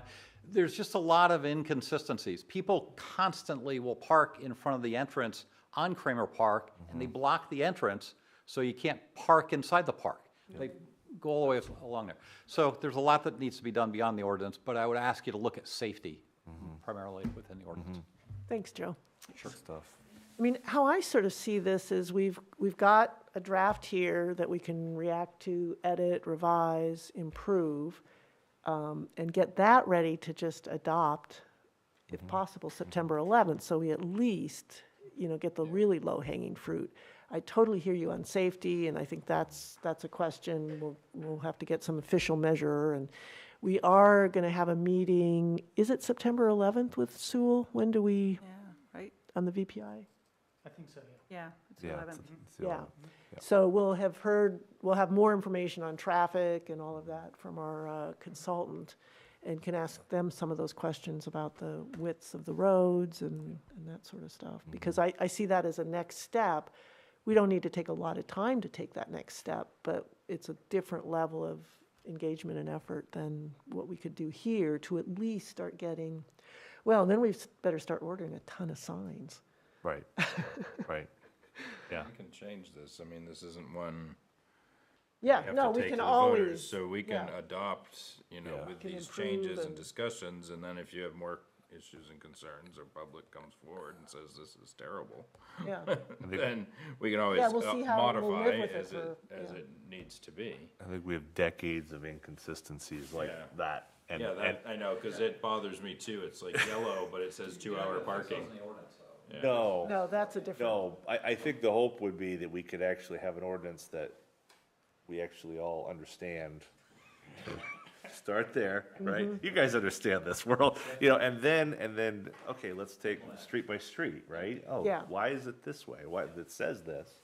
Yeah, the current ordinance has almost been laughable when you read it, and you just You need to can't. do it. Maybe the narrower streets, we should put parking on this side only. Maybe you shouldn't be able to park Right. on both sides on your street. Maybe it Agreed. should only say parking on this side only. I mean, there's lots of cities that do that. You Yeah, can park Summer on one Street, side. Summer Street has a sign like that, but it gets a little buried with the leaves. I mean, so maybe that would help alleviate the concern all the time There is a sign in on the Summer Street? summer. I don't know. Wouldn't hurt. I went up Sign through on there the Summer other Street day. that says no parking this side of the street. They were having a I'm gonna apparently go a get picnic nippers and party. get rid of that branch. Cars were parked on Doesn't both say sides stop of the it. street, Right, you can. and I could just barely get through there. Yeah, that's, Well, Central Street here, I mean, you can't, if you've Fire got truck parking on both number sides. It's, and if you've got two lanes of traffic is very, Have to go slow. but we've always thought that's what keeps our roadways safe, because you have to go so slow. Yeah, until people park. Anyway, thank you for those comments, that's stuff. helpful. Okay, I think we have a plan on that, how to keep that moving for the next meeting. Next thing, select board goals. Thanks. Thanks. Appreciate it. Thank Thanks, you. both of you. And thank you, Orion, for getting this sort of teed up for us so we can move forward on it. All right, so John, do you want to just give us a little background on what this is? and- Yeah. So in the budget last year, 2 years ago, one of them, there was, in that format of how we produce the budget, we established a set of goals for each department that were sort of somewhat measurable. You know, how many books were taken out of the library? How many people were visiting, the library? How many moorings do we have? How many, so that way there's some sort of performance measure. So that when we're reviewing the budget, we can say, what's happening in this department? And you can't really, you can somewhat do that with the select board, how many meetings you've attended, how many times you've had to yell at someone in a meeting. No, I'm just kidding. That's not one. But the truth is you have, there's a set of goals. And so we were talking about that in terms of putting that section together. And that it would be helpful to somewhat have, what does the board want to accomplish? Because there's the set of goals that the manager has, but the manager's role is very much, internal. It's about managing the, It's not really policy. in right. that way. I mean, Yeah. it can be if you want that, but it's really, what does the board want to accomplish? And, last fall, we had a meeting where, there was a number of different items that got sort of ticked off the boxes, and some of them were administrative, but some of them were policy related, to say, we want to talk about this. Can we set up a time to talk about, I can't remember, it was a long meeting. We had that October, but the idea was, night Orion, the idea of that was, I think that everybody on the board felt like they had a chance to sort of say, hey, this is what I want to talk about. And so I think what these select board goals are really an opportunity for the five of you to say, what do you want to accomplish? What would you like to see? So that way, whether it's setting a time, maybe you get to a place where you run through, there's 6, 7 things that the five of you want to do. And you start saying, in October, we're going to do this, and in September, we're going to do this. And, we've already, the charter was one of those items. I think Eric that was one that was high on his list. Talking about affordable housing, that's, I think, another item that probably goes on a list. So you already have 2 done, and you haven't even, officially done this yet. But to me, those are 2 items that are probably, in terms of what goals the 5 of you probably want to share. And it's somewhat difficult because obviously each of you are elected to have your own voice, but I suspect there may be things that probably all the 5 of you probably agreed to and need to be addressed. So they're not about direction for me as much as direction maybe for your own work. And then that helps me to help, when we're putting together agendas and I'm meeting with Denise, it helps Denise also to sort of, Make sure we're getting, get everyone's thoughts on the table. So that's really the purpose of this discussion item. And maybe there's 3 items, maybe the 2 that we have is all you've got, but that was really the yeah, and we purpose of don't it. need to have like a huge exhaustive list, but it'd be good to have some things that we really want to make sure we accomplish in the next year, the next 9 months. I had some thoughts, but I'd love to open it up and hear Let's hear yours. if, I'll run through. And, yeah, we Done. check. The house on 17 was my Ugh. charter. Yeah. Well, I'd like to see a comp plan on the ballot for June 2024. I'd like to identify, I've phrased this in a particular way, identify and support land use ordinance changes to encourage development of workforce housing, because I think that's where we can have an impact on housing is changes to our land use ordinance. This one, John, I don't know. I would like to bring our wastewater in-house, and how we manage that, you know, whether it's a new wastewater department, whether it somehow works with Public Works as but I'd like to explore that, because I think as we found through our wastewater work recently, that would be a good thing for our town if we were more in control of our wastewater system and budget. This is gonna get too long, but I'll just throw them out. And so plan for the ARPA dollars. We've got to April of 2024, we need to at least have a plan for how we're gonna spend our American Rescue Plan Act money. Okay.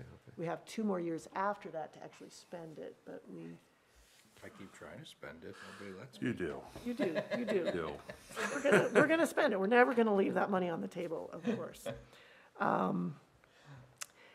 And I wasn't sure what to say about the RES site.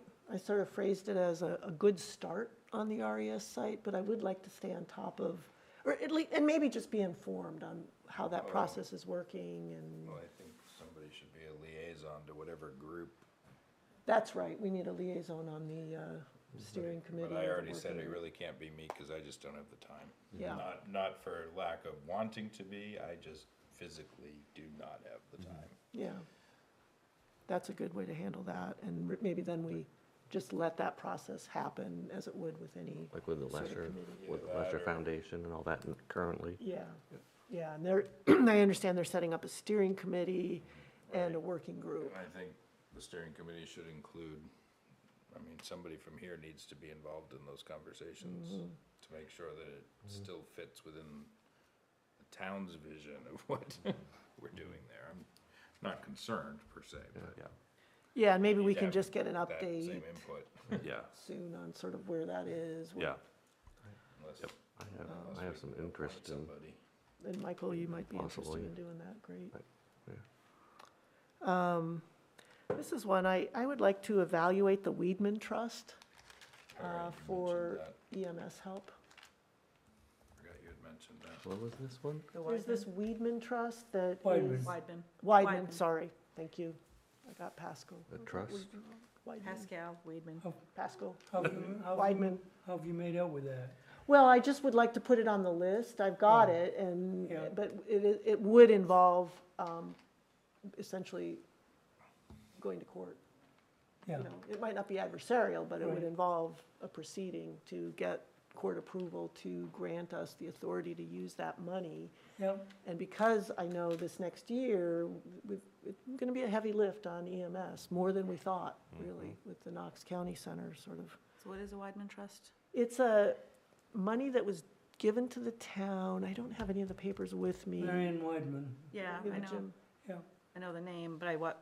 And it was What the trust is for. $50,000 at the time donated to the town for the use of residents for medical services. And then it was expanded to include dental and other eye Yeah. care, that sort of thing. There were a few claims made on it early on. Yeah, we got, what, 2,000? Yeah, nothing The last- since. We did a few things when I was on the board with it, but it was so restrictive. You know, you couldn't, what you could and what you couldn't do. Yeah, And all of a sudden, for some reason, everybody just quit using it.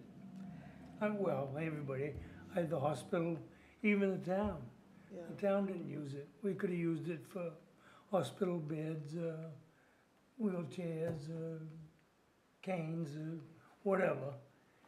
But they tried to expand it, and I don't know. I read through the whole thing, but it's so confusing. Yeah, they did expand it to the dental and Yeah. eye care and things like that. It's now, I think, I haven't looked at a current dollar amount, but around $500,000 now. Yeah, if it's been sitting there that long. Yeah, you know, it's been So it was- invested. and- It was given to the town, Yeah, so who in the town administers it? Well, that's the Well, question. As a treasurer, I do, but the problem is that for, well, no one comes to town for medical expenses, first off.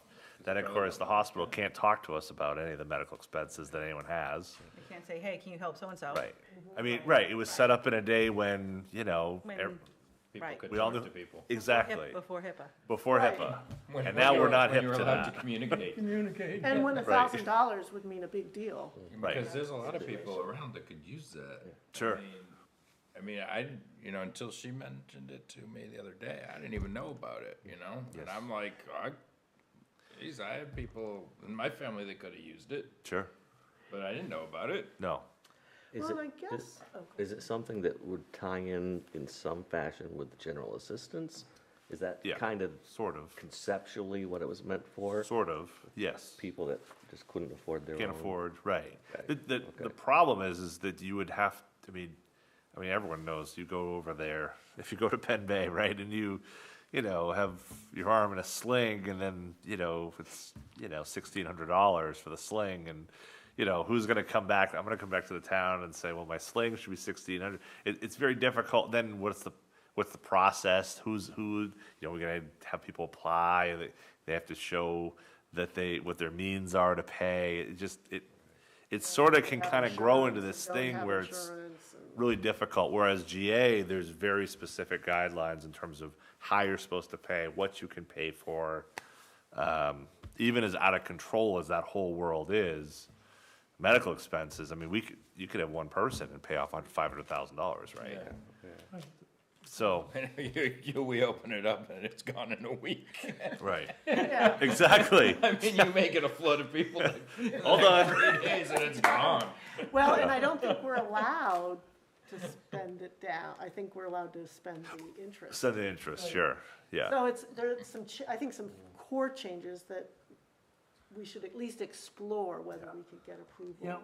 And it occurred to me that if we're gonna have to buy our own ambulance or these kinds of things going down the road, that would be a really good way to benefit all the residents of Rockport in terms of their medical assistance and help. Yeah. So it's a to be explored and discussed with. There are no remaining, as my understanding is, there's no heirs. I mean, anybody who was part of that estate to really work with or talk to make sure we're not, you know, defeating the donor's intent, because that would be the essential question in the court. So we'd have to get a court order to revise the terms of the Yeah. trust. Yeah. And one of the things the court would review is, does this still continue the donor's intent with the original? Yeah, request in or today's individual. world as compared to when it was created. Right, given all the changes that have happened over time, the, you know, difficulty for the town to really create a whole infrastructure. I mean, we could spend the money just creating the infrastructure to deal with this. Right. Anyway, Yeah.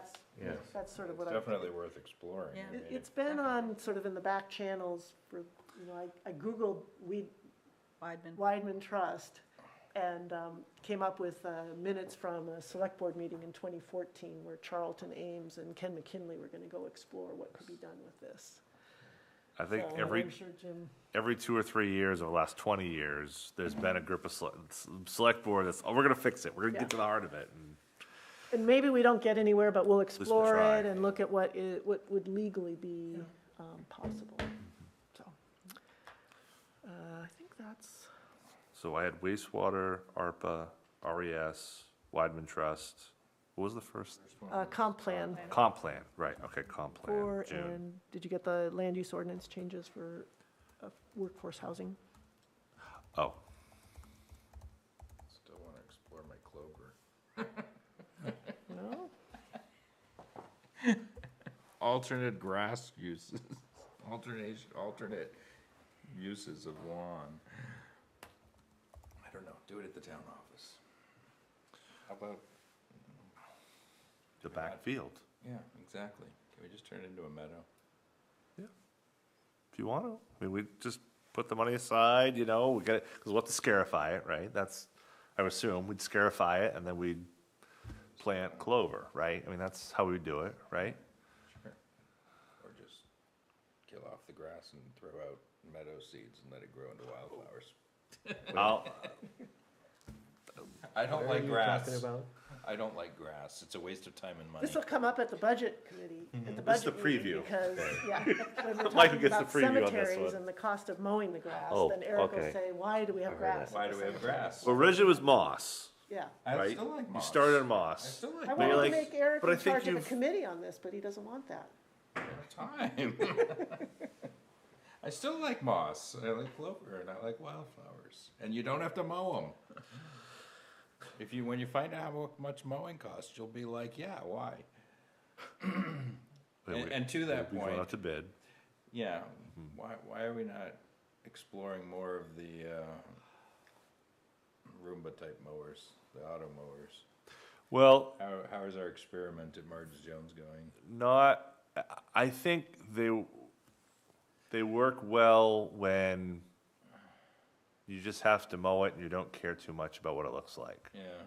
But when you have a baseball game and everybody's, you know, they're watching every blade of grass and Johnny tripped on that blade of grass, it doesn't work. So usually what would happen is we'd have those mowers go, the Roomba mowers, and then they'd have to come over on Friday before softball and baseball and make sure it looked good. Yeah. So- Roomba mowers, Yeah. Marge Like those- Jones. what's that? Like those vacuum They- cleaners that they just run are around. just Self-propelled. they just Oh. run on their own. Yeah. Yeah. Okay. They kind of go around and they'll go over here and then they'll go way over here and then there's no like rhyme or reason to them. Yeah, in the initial version, the newer ones though, you can actually lay out. You can actually say, Program. do this. This quadrant. That would make Agreed. sense. That would make sense. Yeah. So I don't know if we need to look at perhaps a newer version or. I mean, we were sort of guinea pigs a bit on that, Yeah. I but was just curious because. yeah, And what we're getting at is sort of if an efficient way, yeah, what's the best way to keep our grounds in good condition? right. Right, without spending a lot of money on gas and somebody sitting on a mower for 6 hours Yeah. and. How many unexpected things got chopped up? No little kids. Okay. They're They supposed to- run. They They're Ten supposed to fingers, 10 stop. toes. They're supposed to, they bump and they're supposed to stop, I don't know, theoretically. I don't know, just Yeah, curious. they I bump mean- into a tree. Oh, Spinning blades. I'm done. Okay. It's a horror movie all of a sudden. I'm sorry. I don't know. I could go down this, We digress. I could totally go think down that this was angle most for a of my while. list too, so- but- Okay, Because I had given you my list already. yeah, and this doesn't have to be it either, No, right? So no. we can have a working list, we can add things as they occur to us that we wanna. I know there are some things that were in my mind, but they're not coming to the forefront Yeah, right well, now. just, Mm. let us know. What I've done in other boards I've worked with, we've sort of created a list, and then at some point, there's things added, and then there's either, once everyone sees everything on the list, they're like, well, yeah, that one not so much, or that one should be at the top.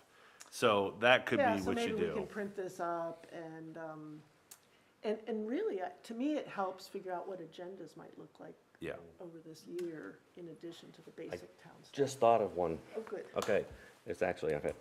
Somehow in the general concept of enhancing select board liaison interaction with all the committees that we actually are involved with. Because I have a sense from a couple of the ones that I've recently joined up, that they're trying to do their stuff, but they don't know if we're supporting them clearly enough, So somehow to enhance that and make it a little bit more effective. So we're all working towards the same directions, Yeah, yeah, or not, depending on the situation, but. yeah, right, and, yeah, yeah, and different committees, I think, Yeah, sort of expect or would like different things. yeah, and if we can help define priorities or, Well, we've been kind of tweaking that. Before it was way more involved, and then we kind of changed it to the department heads and us if we want to go, or if we feel so like we need to go, then we can. So, I mean, some committees really, you know, they run on their own, like planning committee just does its thing. Yeah. I mean, I can go, but I wouldn't be able to really input anything, because they're following the ordinances, but, like, I do go to the harbor committee when I can, you know, because I like to be involved in that. So, I think it's just really depends on the committee itself, so, and probably some of the committees you're on, nobody was probably going to them. Well, I was just so- gonna say, because I'm new to it all, but when I went to Yeah, they're- to the Conservation Yeah, I Commission, don't, they were like, so Who are who are you?" you? right, You're on, oh, you are, oh, we have a select board liaison, oh, that's nice, Yeah, Yeah. cool. that's nice. You know, we've never seen one before, was the comment. right, yeah, It's like, I think it really depends on who the liaison is and what kind of time frame they had available and yeah, yeah. how. I tend to go to, because I'm interested in the Yeah. topics. and 'Cause I work want it to out. support, Yeah, I try to go to committees as as much many as as I I can. can, you know, but there's no way I can do them all. One thing I think, and I think it's a good idea, Michael, to Just talk somehow. about this. One thing that for all of you, that over the next, particularly the next couple months, next few months, is to lean on the committees to do a work plan and to use their work plan to set up their year. We have a number of committees who meet and they have great ideas, but the interaction piece is, you know, I would say for the 2 years that I've been here, the select board has only directed less than 5 things to a committee to come back and bring back to them. There's been very little direction from select board to the committees. And the committees all serve at your pleasure. If you decide all of a sudden we don't need I don't know, fill in the blank committee, Wonderful, yeah. then fill in the blank committee goes away. But all these committees, there was a long list of going through, you know, what do we need and what, so the committees we have are a tight number, but I think that, because I hear that too, I hear that from folks who are on these committees that say, you know, how do we get involved? How do we get part of this?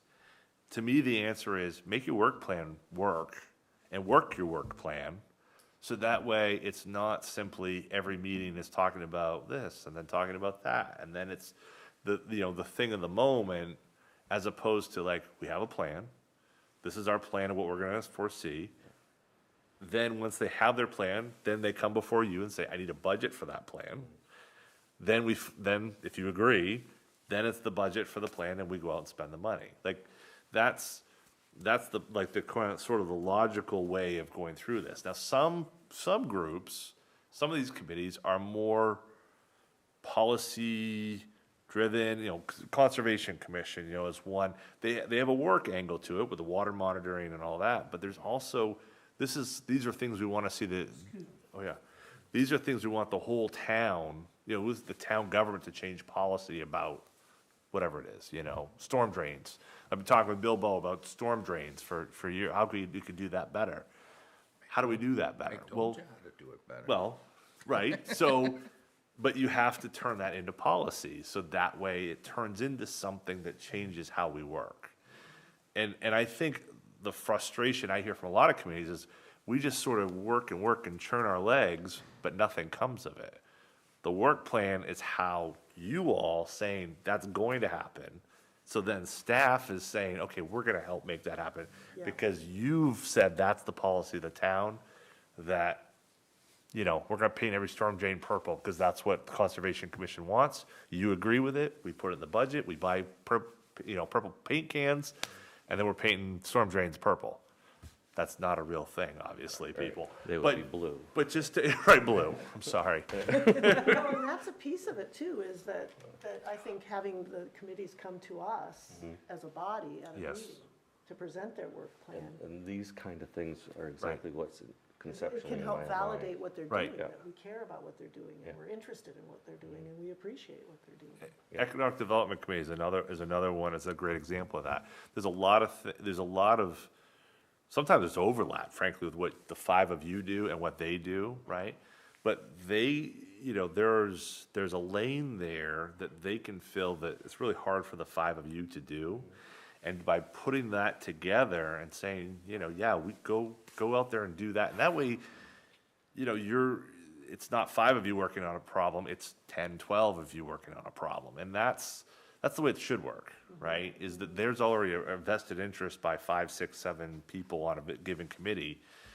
You can't be experts in everything, but force them to, if they love. And we have residents in our town who have this level of expertise Right. and interest and. Like, you know, for example, talking about the lawn uses, if the board so chose, they could say, we're gonna, you know, let's charge Parks to come up with a place for, a test, you know, test clover plot, you know? Eric could make that motion, someone could second that motion, and I'm not saying you would, but that could happen, and then it's part of their work plan. Let them figure out how to make that work. That's really, 5 of you shouldn't have to worry about that. You set policy and let committees and staff work it out. And I think that's a problem the committees have, though, is that they don't understand how they go from, we care a lot about this problem, and take that to then meet, you know, how do we get that? To bring it to fruition. Exactly. How do we make rubber meet road? And that's the answer, is this work plan That's where the is. liaison can be helpful Yeah. to. But the other part of it too is I think the board should push back on their work plans. Because I think you should say what you want them to work on, you know, rather than, well, this is what the 5 of us, you know, 5 or 6, 7 of us think is a great idea.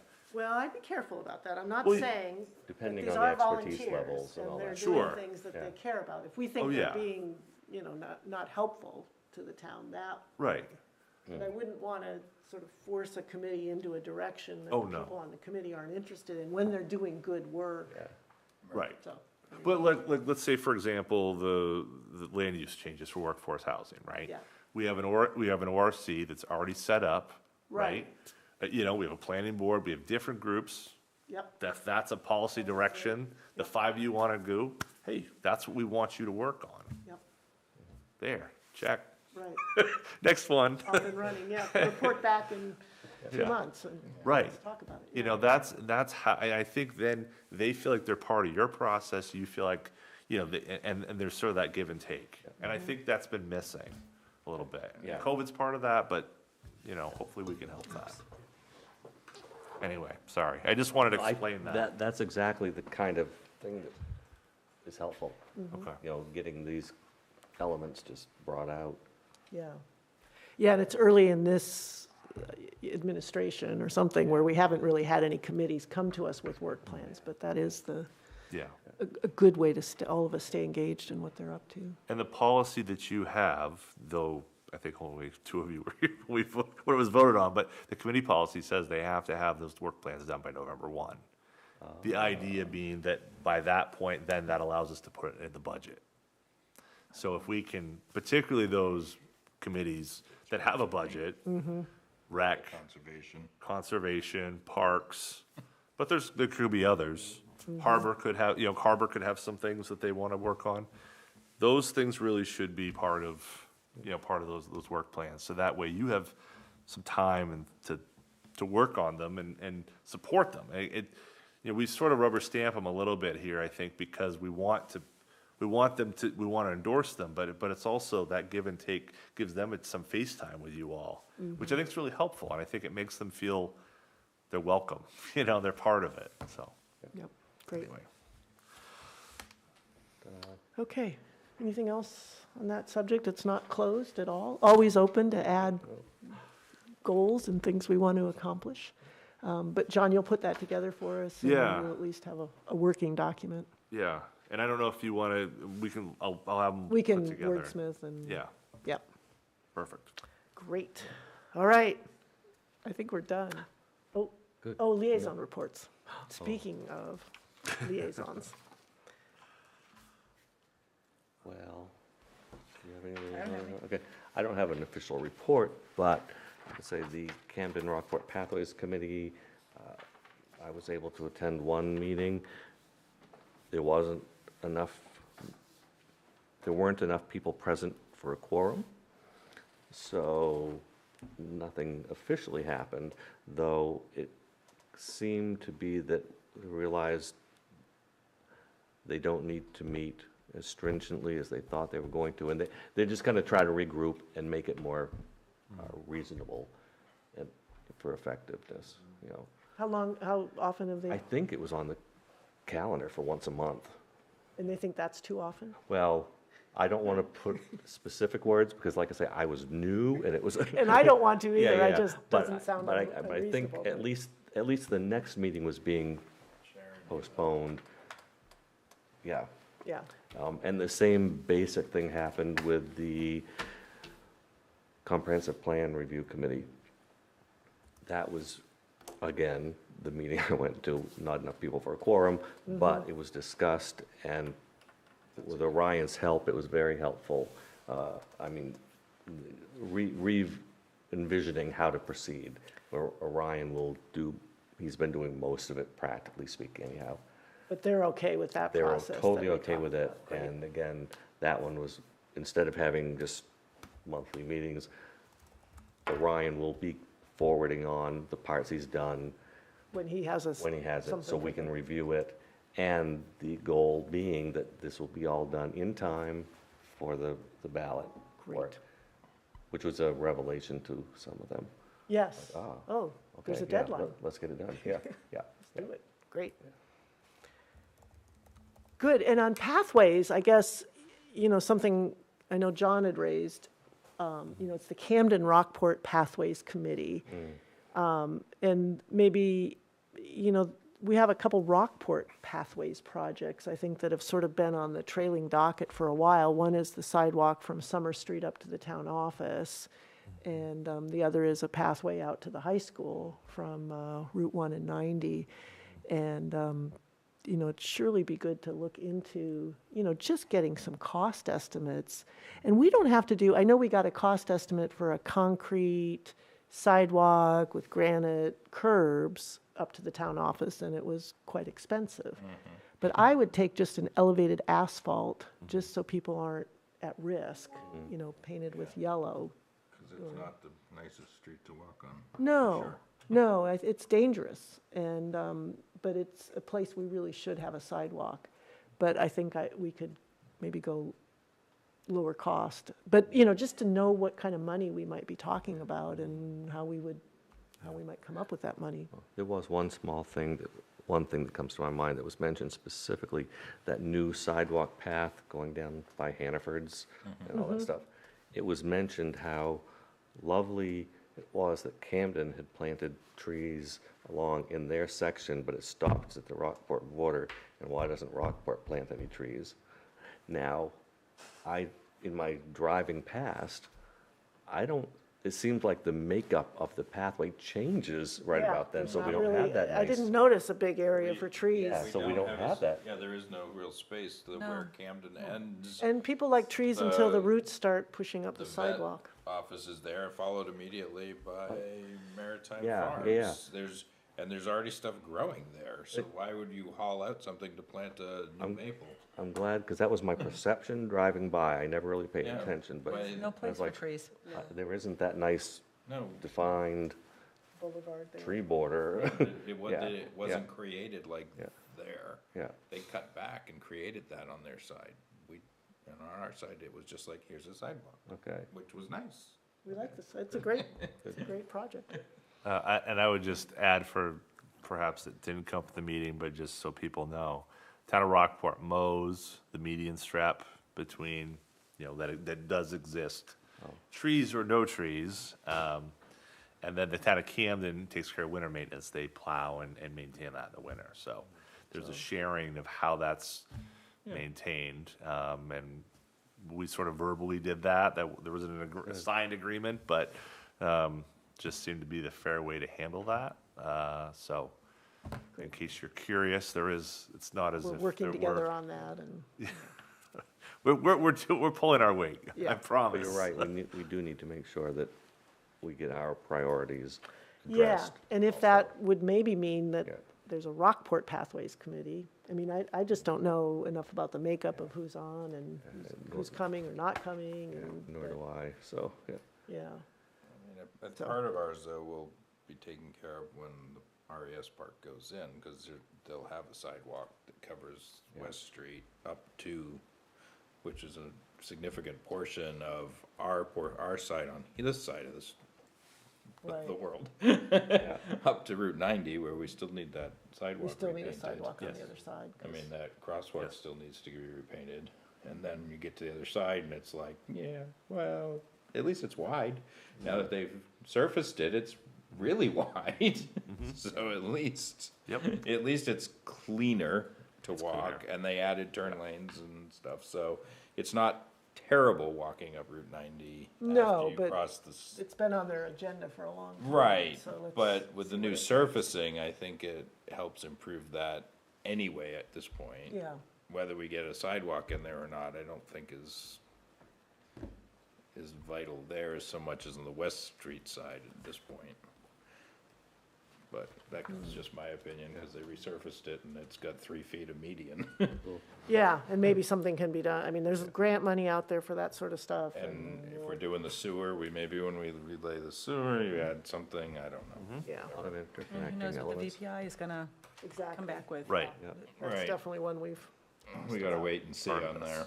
yeah. We're not spending money to turn around and tear it out, so. See, the only committee that I think I really have any update on, Economic Development Committee, had a very good meeting, all about housing and lots of good ideas. I think we'll feed nicely into our September 25th housing workshop, which will be focused on workforce housing. I think that's really the sweet spot for Rockport.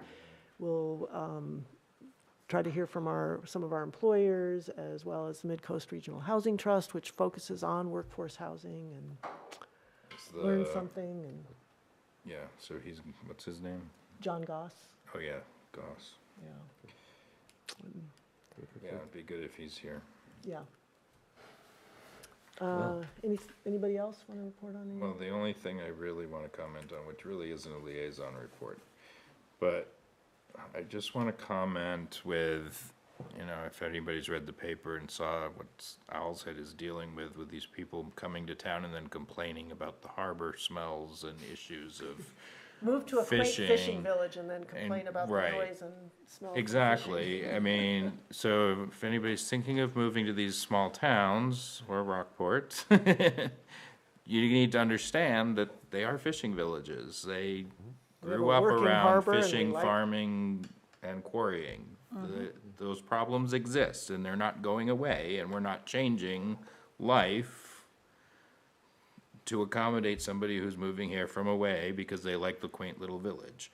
That's not the way it works. We're proud of our working harbor. Right. Exactly.